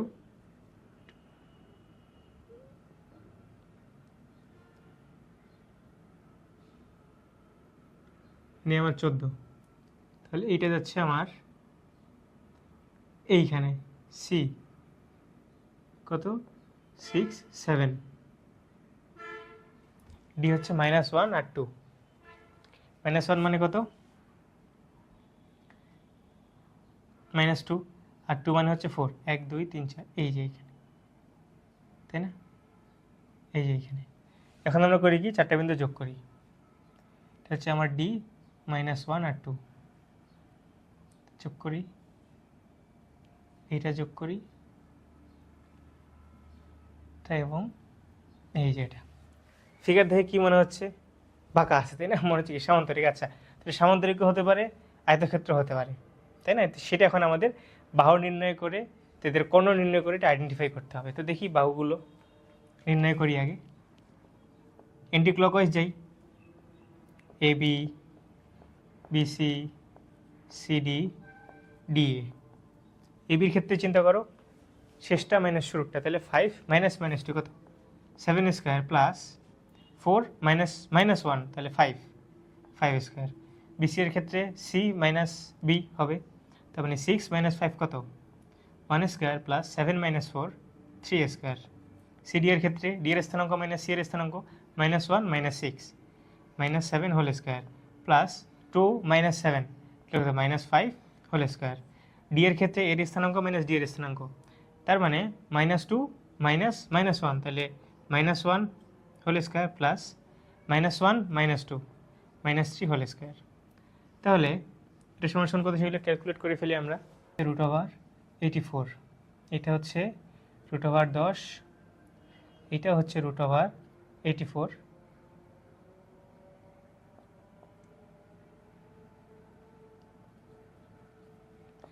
এটা কি √10। তার মানে একটা জিনিস খেয়াল করো তো, আমার যে বিপরীত বাহুগুলো, এ বির বিপরীত বাহু এখানে কি সিডি না, এ বি আর সিডি এ দুইটা কি √84, এ দুইটার দৈর্ঘ্য সমান। আবার বিসি আরেকটা কি ডিএ, এই যে বিসি আর ডিএ এই দুইটা বিপরীত বাহুর দৈর্ঘ্য সমান। তার মানে আমার যেহেতু এবি ও সিডি এবং বিসি ইকুয়ালস টু ডিএ, তাহলে বলা যায় সামান্তরিক বা আয়তক্ষেত্র, দুইটার কন্ডিশন কি এটা স্যাটিসফাই করতেছে। এখন দেখতে হবে সামান্তরিক না আয়তক্ষেত্র, এর জন্য কি দরকার, আমার কর্ণ দরকার। কর্ণ কি তাহলে একটা এসি, এই যে এসি আর একটা কি বিডি। তাহলে এসির ক্ষেত্রে যদি বের করি কি হবে, সি এর স্থানাঙ্ক মাইনাস এর স্থানাঙ্ক, 6 - -2 8 স্কোয়ার প্লাস 7 -1, তাহলে 8 স্কোয়ার, তাহলে কত 64 প্লাস 64। যদি ক্যালকুলেট করি তাহলে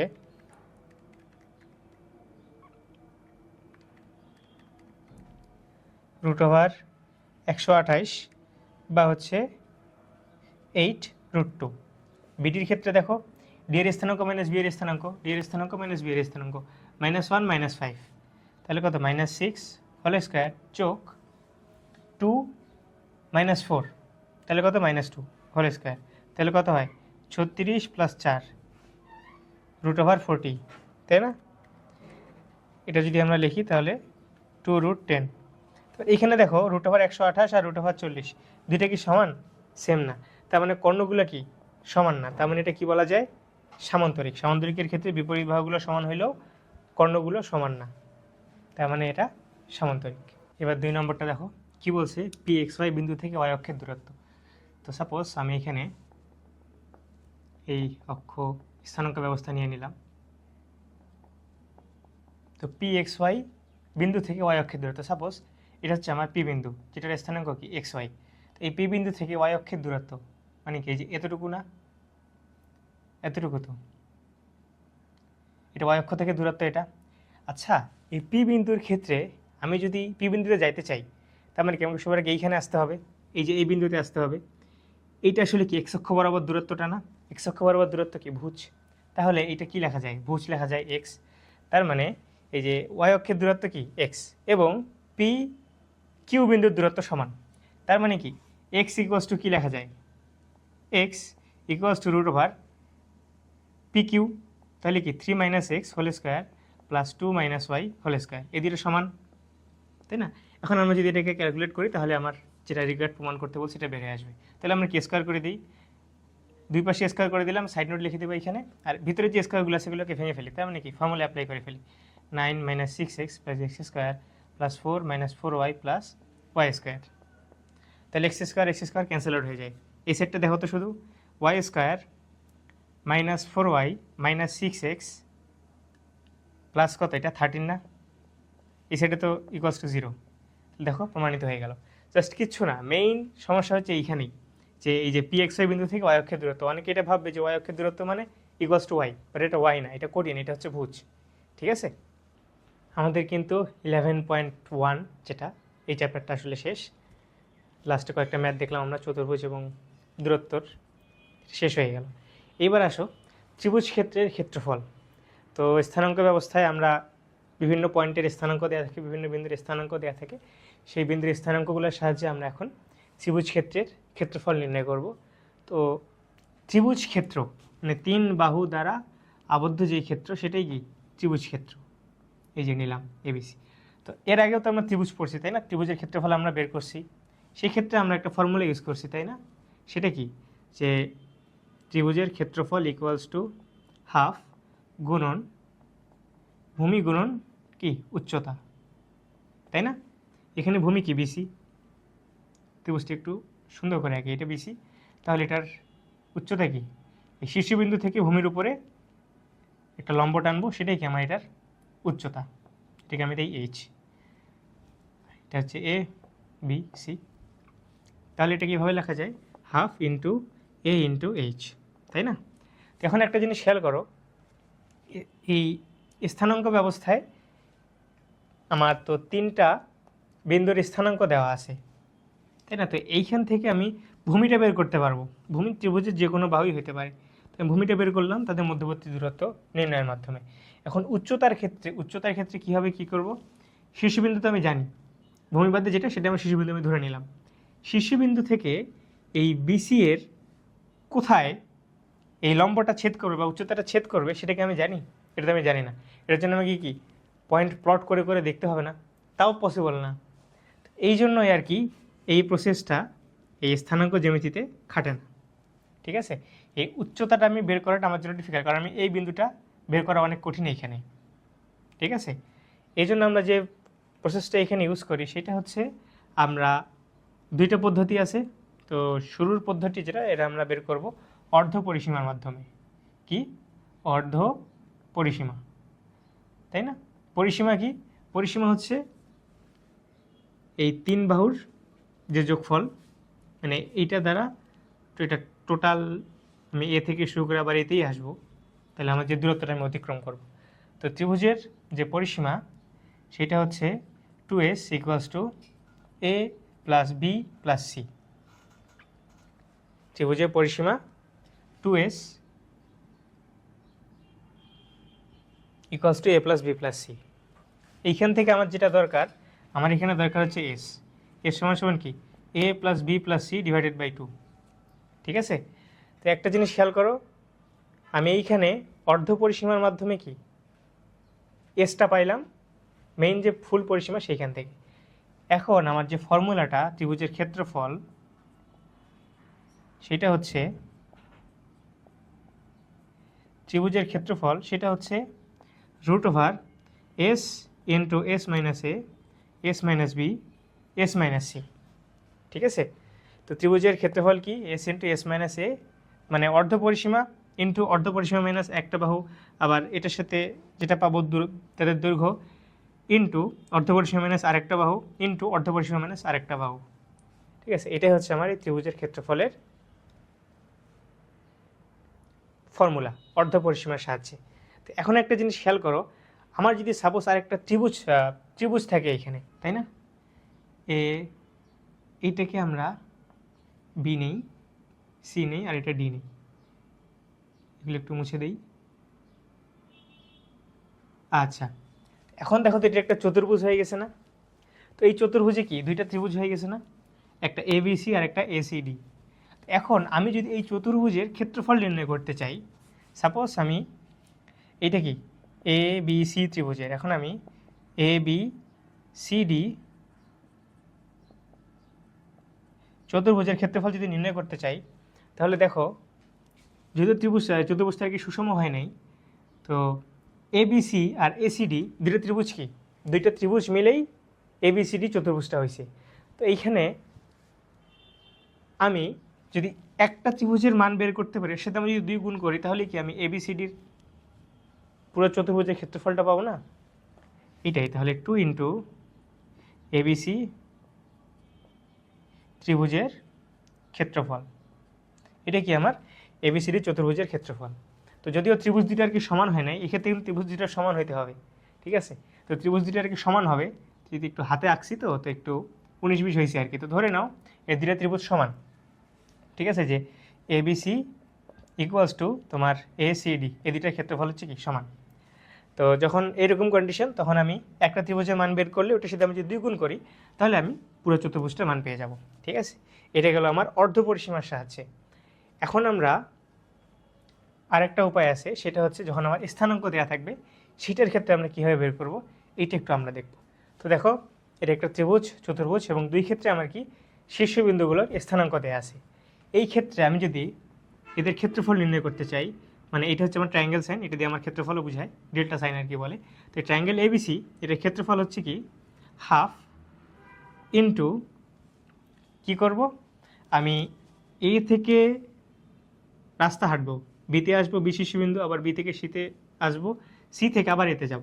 তার মানে এ বি সি এ, আমার পথটা কি এরকম না, এরকম, মানে এ থেকে ঘুরে আবার আমি কি এতেই আসতেছি।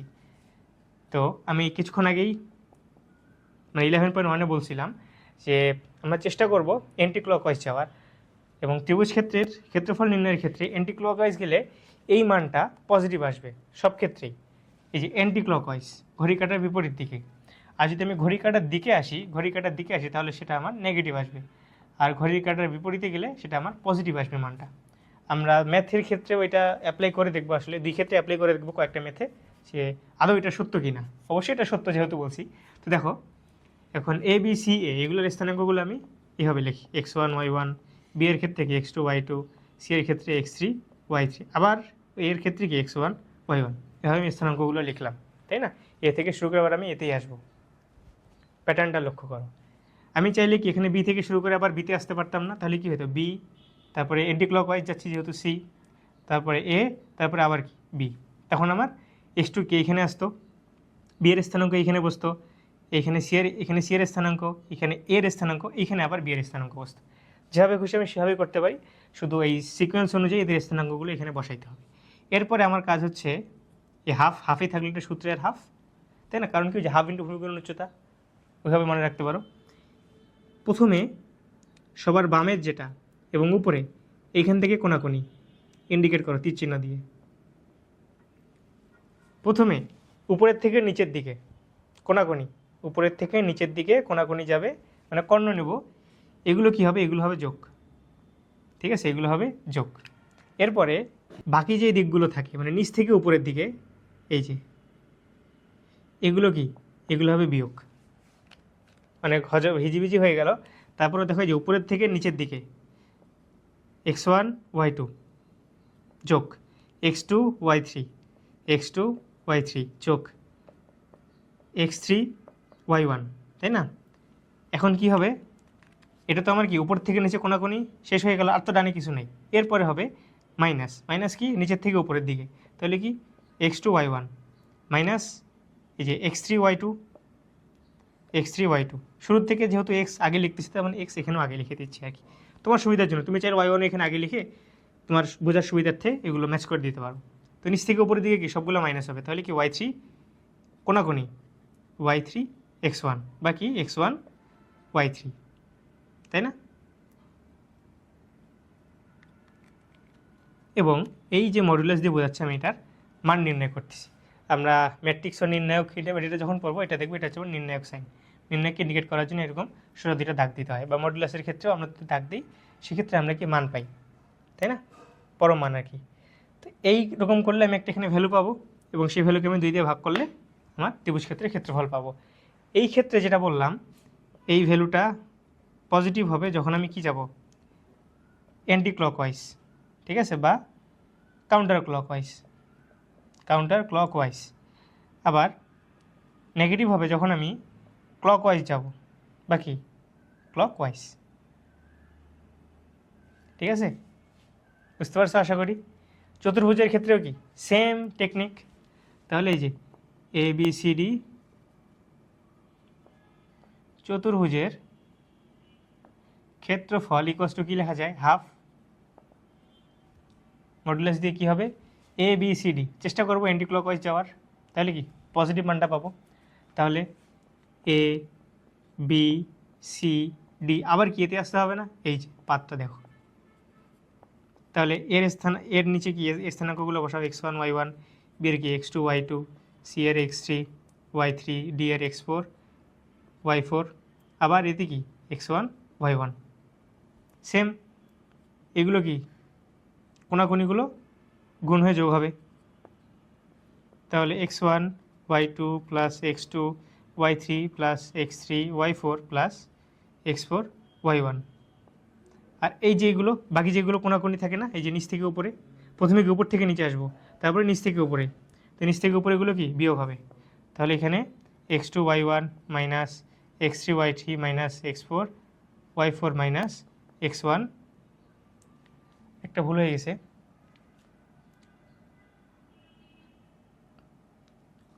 আচ্ছা কী থেকে কী করছে, আচ্ছা x1 y4, তাই না? আবার একটু রিচেক করে দেখি, x2 ডাক দিলে ভালো হয়। এই যে x2 y1, x2 y1, x3 y2, তারপরে x4 y3, x1 y4, এই যে এখানে একটু বলেছি x4 y3, ঠিক আছে? বুঝতে পারছো আশা করি বিষয়টা? কালোগুলো কি প্লাস, তার মানে উপর থেকে নিচে আসলে প্লাস, আবারও বলতেছি, আর নিচ থেকে উপরে গেলে কি এটা মাইনাস। ওকে, এইগুলো আমার মোটা দাগে ফর্মুলাগুলো ত্রিভুজ ক্ষেত্রের ক্ষেত্রফল এবং এর সাথে আমরা চতুর্ভুজের ক্ষেত্রফল। এটা কি অর্ধপরিসীমার সাহায্যে, এটা কি স্থানাঙ্ক ব্যবস্থার সাহায্যে, ঠিক আছে? দেখো আমরা ত্রিভুজ ক্ষেত্রের তারপর চতুর্ভুজের ক্ষেত্রফল নির্ণয় করা শিখলাম। দুইটা উপায়, একটা হচ্ছে অর্ধপরিসীমা, আরেকটা কি স্থানাঙ্ক যদি দেওয়া থাকে সেগুলো পয়েন্টগুলো বসায় বসায় আর এই পয়েন্টে ফেরত এসে আমরা একটা প্যাটার্নে শিখলাম। তো এবার আমরা ম্যাথ করি কয়েকটা। 1 নম্বরে দেখো এবিসি তিনটা বিন্দুর স্থানাঙ্ক দেওয়া আছে। এবি এর দৈর্ঘ্য এসি এর দৈর্ঘ্যের দ্বিগুণ হলে এর সম্ভাব্য মান এবং এবিসি ত্রিভুজের বৈশিষ্ট্য বর্ণনা করো। তো সম্ভাব্য মান বলার উদ্দেশ্য হচ্ছে এখানে এ স্কোয়ার ফরম্যাট হিসেবে আসবে না, এ স্কোয়ার হলে তো আসলে এখানে প্লাস মাইনাস দুইটাই হতে পারে। তো আমরা দুইটা ক্ষেত্র নিয়েই এবিসি ত্রিভুজের বৈশিষ্ট্য আসলে বর্ণনা করবো, এটা কীরকম হয়, মানে এটা কোন ধরনের ত্রিভুজ, সমবাহু, সমদ্বিবাহু, বিষমবাহু নাকি সমকোণী। তাহলে যে কন্ডিশন দেওয়া আছে এবি এর দৈর্ঘ্য এসি এর দৈর্ঘ্যের দ্বিগুণ, তাহলে আমরা দৈর্ঘ্য বের করি। এবি এর দৈর্ঘ্য কী হবে, শেষেরটা মাইনাস শুরুরটা, তাহলে -6 - a whole square plus -3 - a -1 whole square equals to 2 into AC AC. তাহলে কী হবে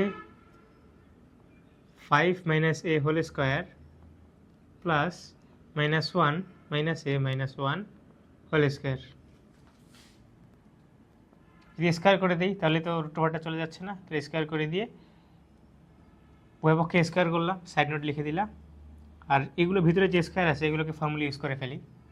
তার আগে আরেকটা লাইন একটু সুন্দর মতো লিখে নিই, প্লাস -a -4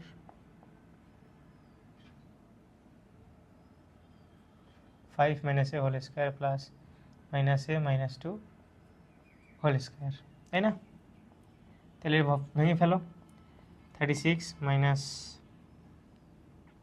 আচ্ছা তো এখানে কি মাইনাস কমন নেওয়া যায় না? মাইনাস কমন নিলে কি 6 + a হয়ে যাচ্ছে, তো মাইনাস কমন নিলে এটা কি 6 + a, এখানে যদি মাইনাস কমন নেই a + 4 হয়ে যাচ্ছে, এখানে যদি মাইনাস কমন নেই তাহলে a + 2 হয়ে যাচ্ছে।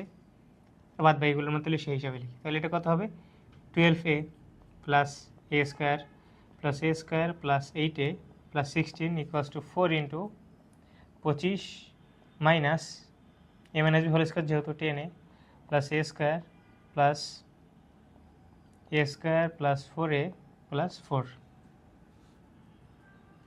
তাহলে দেখো একটু ক্যালকুলেট করে ফেলি, যোগ বিয়োগগুলো করে ফেলি। 2a square 12a plus 8a 20a plus 36 plus 16, তাহলে কত 52 plus 4 into 2a square minus 6a plus 29।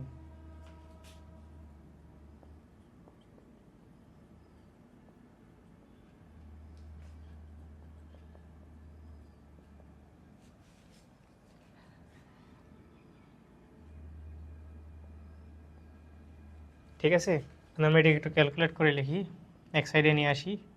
দেখো দ্বিঘাত সমীকরণ, তাহলে কি দুইটা মান পাবো না, এই জন্য অবশ্যই সম্ভাব্য মান দুইটা মানই হবে আর কি। দেখি দুইটা মান আসলে কেমন মান আসে।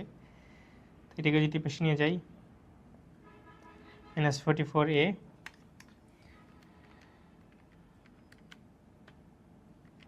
-16 -52 64।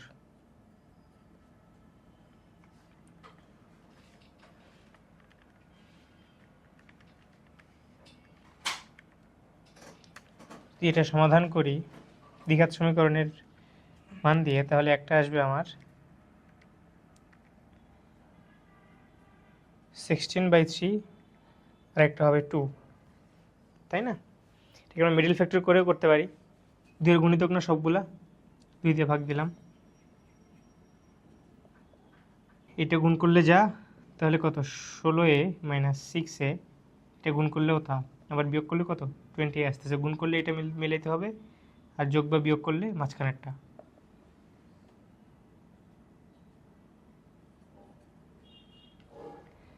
তাহলে এখান থেকে a কমন যায়, 3a মাইনাস 16, আর এখান থেকে কি 2 কমন যায়, তাহলে 3a মাইনাস 16 ইকুয়ালস টু 0। তাহলে কি 2a minus 3a minus 16 into a minus 2, তাহলে এর মান একটা হচ্ছে 2 আর একটা 16/3, ঠিক আছে? এটা ডিরেক্টলি ক্যালকুলেটর দিয়ে করলাম, আর এটা ভেঙে ভেঙে করলাম। এর আমরা সম্ভাব্য দুইটা মান পাইলাম। এই সম্ভাব্য দুইটা মানের জন্য ABC ত্রিভুজের বৈশিষ্ট্য বর্ণনা করতে হবে।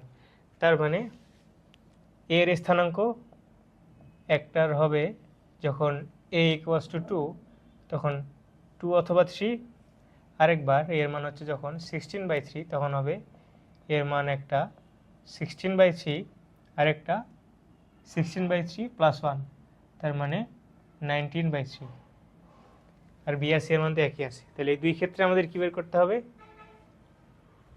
AB BC আর CA, এই তিনটার দৈর্ঘ্য বের করতে হবে। তো বের করি। AB ইকুয়ালস টু কত, তাহলে বি এর স্থানাঙ্ক থেকে এর স্থানাঙ্ক বাদ দেই, -6 -2 -8 হোল স্কোয়ার, -3 -3 -6 হোল স্কোয়ার, তাহলে 64 প্লাস 36 কত হয় 100 ইকুয়ালস টু 10। এবার বিসি এর ক্ষেত্রে দেখো,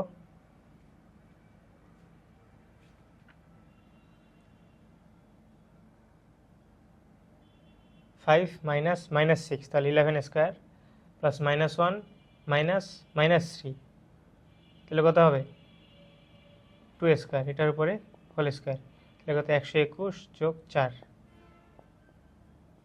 125, তাই না? সি এর ক্ষেত্রে চিন্তা করো, তাহলে এর স্থানাঙ্ক থেকে সি এর স্থানাঙ্ক বাদ দাও, 2 - 5 -3 হোল স্কোয়ার, -3 না 3 মাইনাস আবার -1, তাহলে এটা কত হবে 4 স্কোয়ার, 9 + 16 ইকুয়ালস টু কত 25 ইকুয়ালস টু 5। তাহলে এখানে দেখো এবি এর দৈর্ঘ্য পেলাম 10, বিসি এর পেলাম 125, আর সি এ হচ্ছে 5। একটা জিনিস খেয়াল করো, তো আমি যদি এইটা স্কোয়ার করে রুট করি, তাহলে এইটা পাচ্ছি না। একটু ভেঙে লিখি, এখানে দেখো বিসি ইকুয়ালস টু √ওভার AB square plus C A square, তাহলে এবি স্কোয়ার কত, এই যে 10 স্কোয়ার কত হয় 100, আর এই যে এসি বা সি এ স্কোয়ার কত 5 স্কোয়ার করলে হয় 25 ইকুয়ালস টু √ওভার 125, এই যে 125 আর এই যে বিসি এর ক্যালকুলেটর 125, দুইটা একই। তার মানে এটা কী বলা যায়, এটা হচ্ছে কি সমকোণী ত্রিভুজ।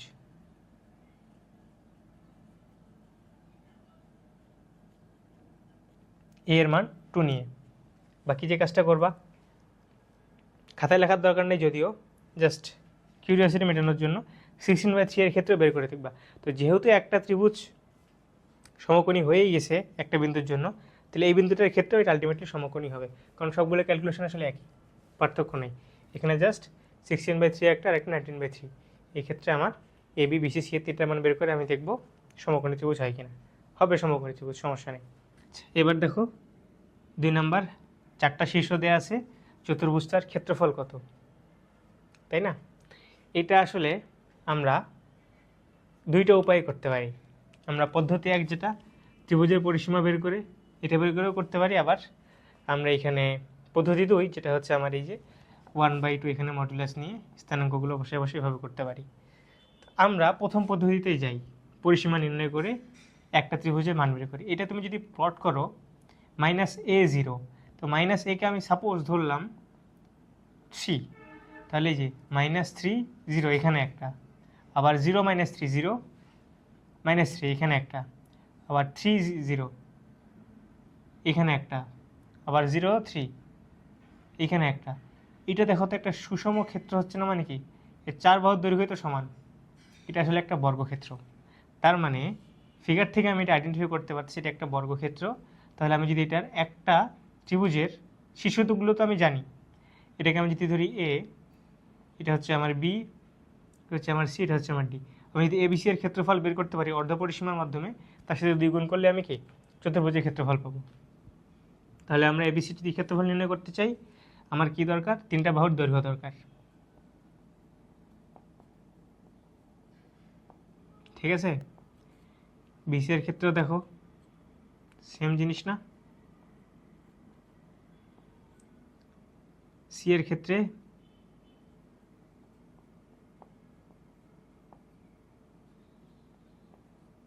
এটা হচ্ছে 2a। এখন আমার কি দরকার? 2s equals to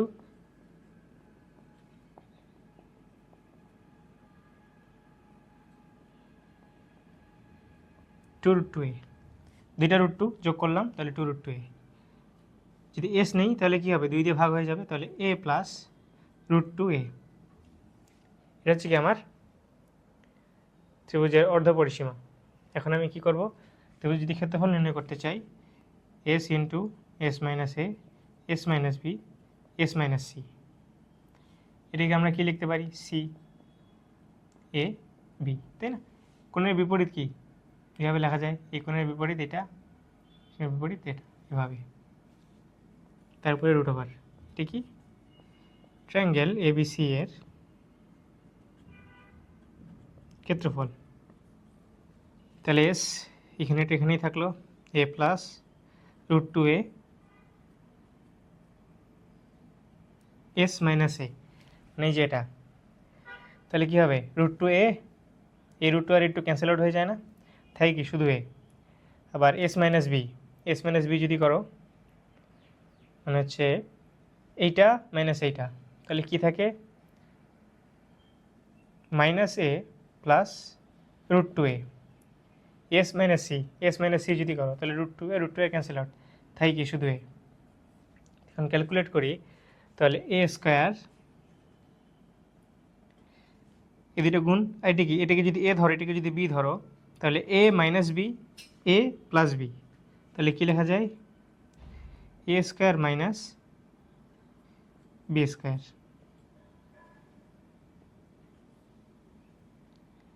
two A square minus A square, তাহলে কত? এটা A square into A square কত হয়? a⁴ ইকুয়ালস টু কত? A square. তাহলে আমার এই ত্রিভুজের ক্ষেত্রফল হচ্ছে এ স্কোয়ার। তাহলে চতুর্ভুজের ক্ষেত্রফল কী হবে? 2 ইন্টু ট্রায়াঙ্গেল এবিসি। ঠিক আছে, এবিসিডি এর ক্ষেত্রফল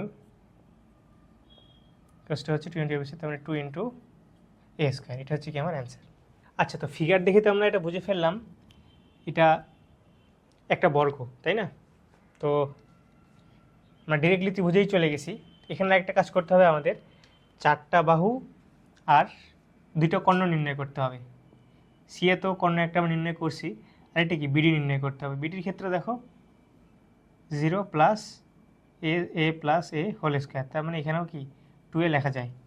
এবি বিসি হয়ে গেছে, আর এটা কি? সিডি ডিএ নির্ণয় করব। এইগুলো হচ্ছে আসলে তোমাদের কাছে, আমি তো শুরুতে আইডেন্টিফাই করে দিলাম। তো ম্যাথ করার ক্ষেত্রে পুরো প্রসেসটা আমাদের ফলো করতে হবে। আগে দেখাইতে হবে প্রত্যেকটা বাহু বের করে 4টা বাহু সমান, এবং এদের কর্ণগুলোও সমান, সিএ আর বিডি এই দুইটাও সমান, তার মানে এটা হচ্ছে বর্গ। লিখে দেবো যে অতএব এটা কি? বর্গ। তার মানে আমি যদি এই বর্গের ক্ষেত্রে ক্ষেত্রফল নির্ণয় করতে চাই, ক্ষেত্রফল ইকুয়ালস টু 2 ইন্টু এবিসি, যে কোনো একটা ট্রায়াঙ্গেল কর্ণ দ্বারা, ওটার সাথে 2 গুণ করলেই এটা ক্ষেত্রফল পাবো। তাহলে এই যে 3টার মান আমি বের করলাম, এস বের করব, 2s থেকে ফর্মুলা ইউজ করবো, মান বের করবো।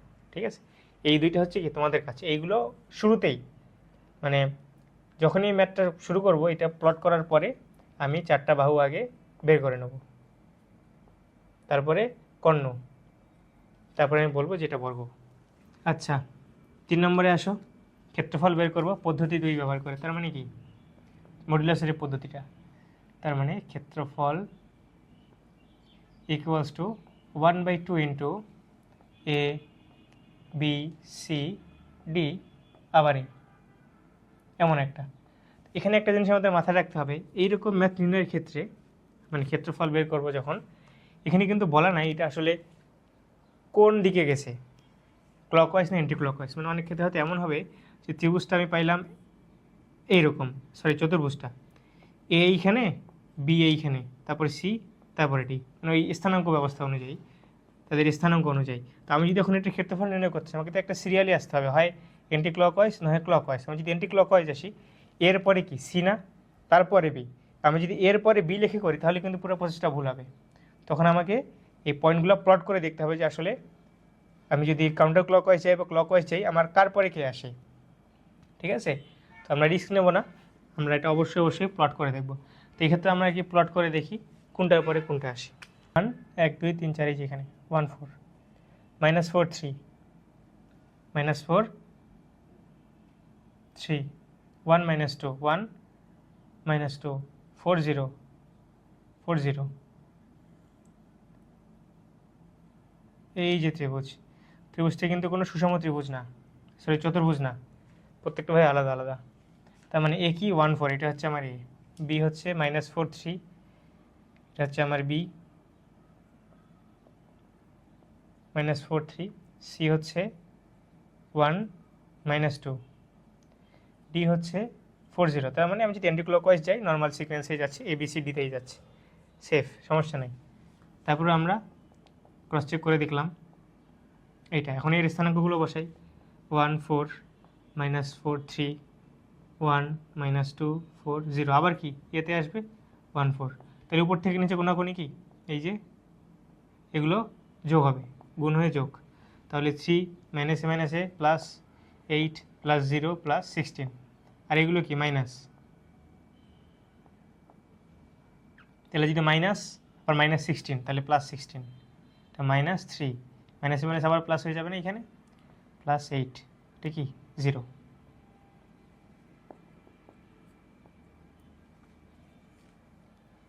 ক্যালকুলেট করি এটা আমরা,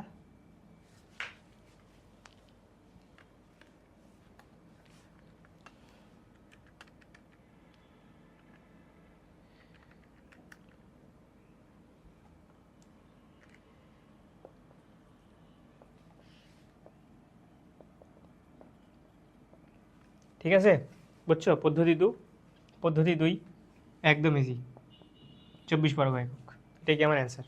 4 নম্বর দেখো, ত্রিভুজের 4টা শীর্ষ দেওয়া আছে এবং শীর্ষসমূহ ঘড়ির কাঁটার বিপরীতে আবর্তিত। তার মানে আমার ডিরেকশন বলেই দেওয়া আছে, তার মানে এবিসিডি এইগুলো ঘড়ির কাঁটার বিপরীতে যাচ্ছে। এবিসিডি চতুর্ভুজের ক্ষেত্রফল এবিসি ত্রিভুজের দ্বিগুণ হলে পি এর মান নির্ণয় করো। তা আমার সবচেয়ে শর্টেস্ট উপায়ে আমি এবিসিডি এই চতুর্ভুজের ক্ষেত্রফল এবং এবিসি এই ত্রিভুজের ক্ষেত্রফল নির্ণয় করে এই কন্ডিশনে ফেলবো।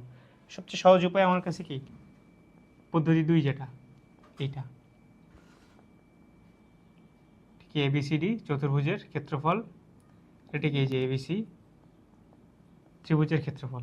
তাহলে কি এবিসিডি ত্রিভুজের ক্ষেত্রফল কি বলছে, এবিসি ত্রিভুজের ক্ষেত্রফলের দ্বিগুণ, এই কন্ডিশনে ফেলে আমি মানটা বের করবো। বুঝতে পারছো?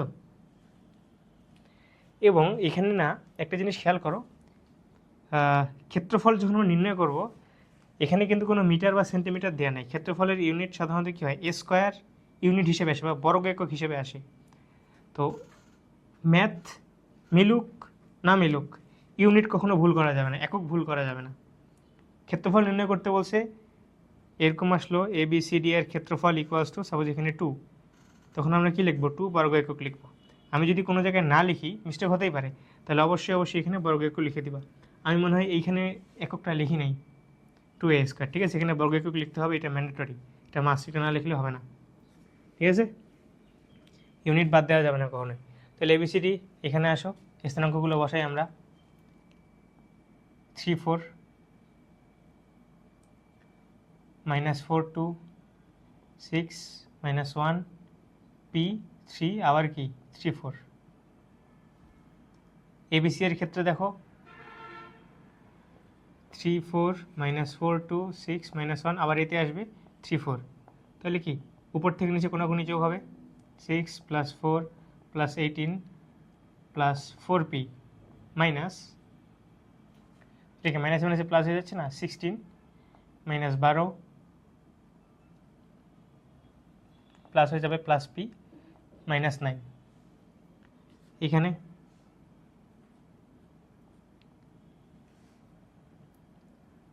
6 প্লাস 4 24, এখানে মাইনাসে মাইনাসে প্লাস 16 মাইনাস 12, এখানে মাইনাসে মাইনাসে প্লাস। তাহলে এখানে এটা কথা হয়, এটা ক্যালকুলেট করে দেখি একটু আমরা। ঠিক আছে, এখানে দেখো এই যে আমি কিন্তু এগুলো কি ক্ষেত্রফল,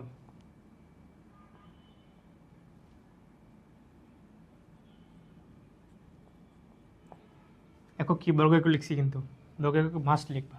তাহলে এই শর্ত অনুযায়ী দুইটার ক্ষেত্রফল শর্ত এরকম, তাহলে কি লেখা যায় 1/2 into 5p plus 23 equals to 2 into 41/2। এদিকে ক্যান্সেল আউট হয়ে গেল। এটিকে যদি এসে পাঠাই দিই, মানে গুণ করে দিই, তাহলে হবে তোমার 82 বা 5p 82 মাইনাস 23 বা p ইকুয়ালস টু হচ্ছে তোমার 59/5।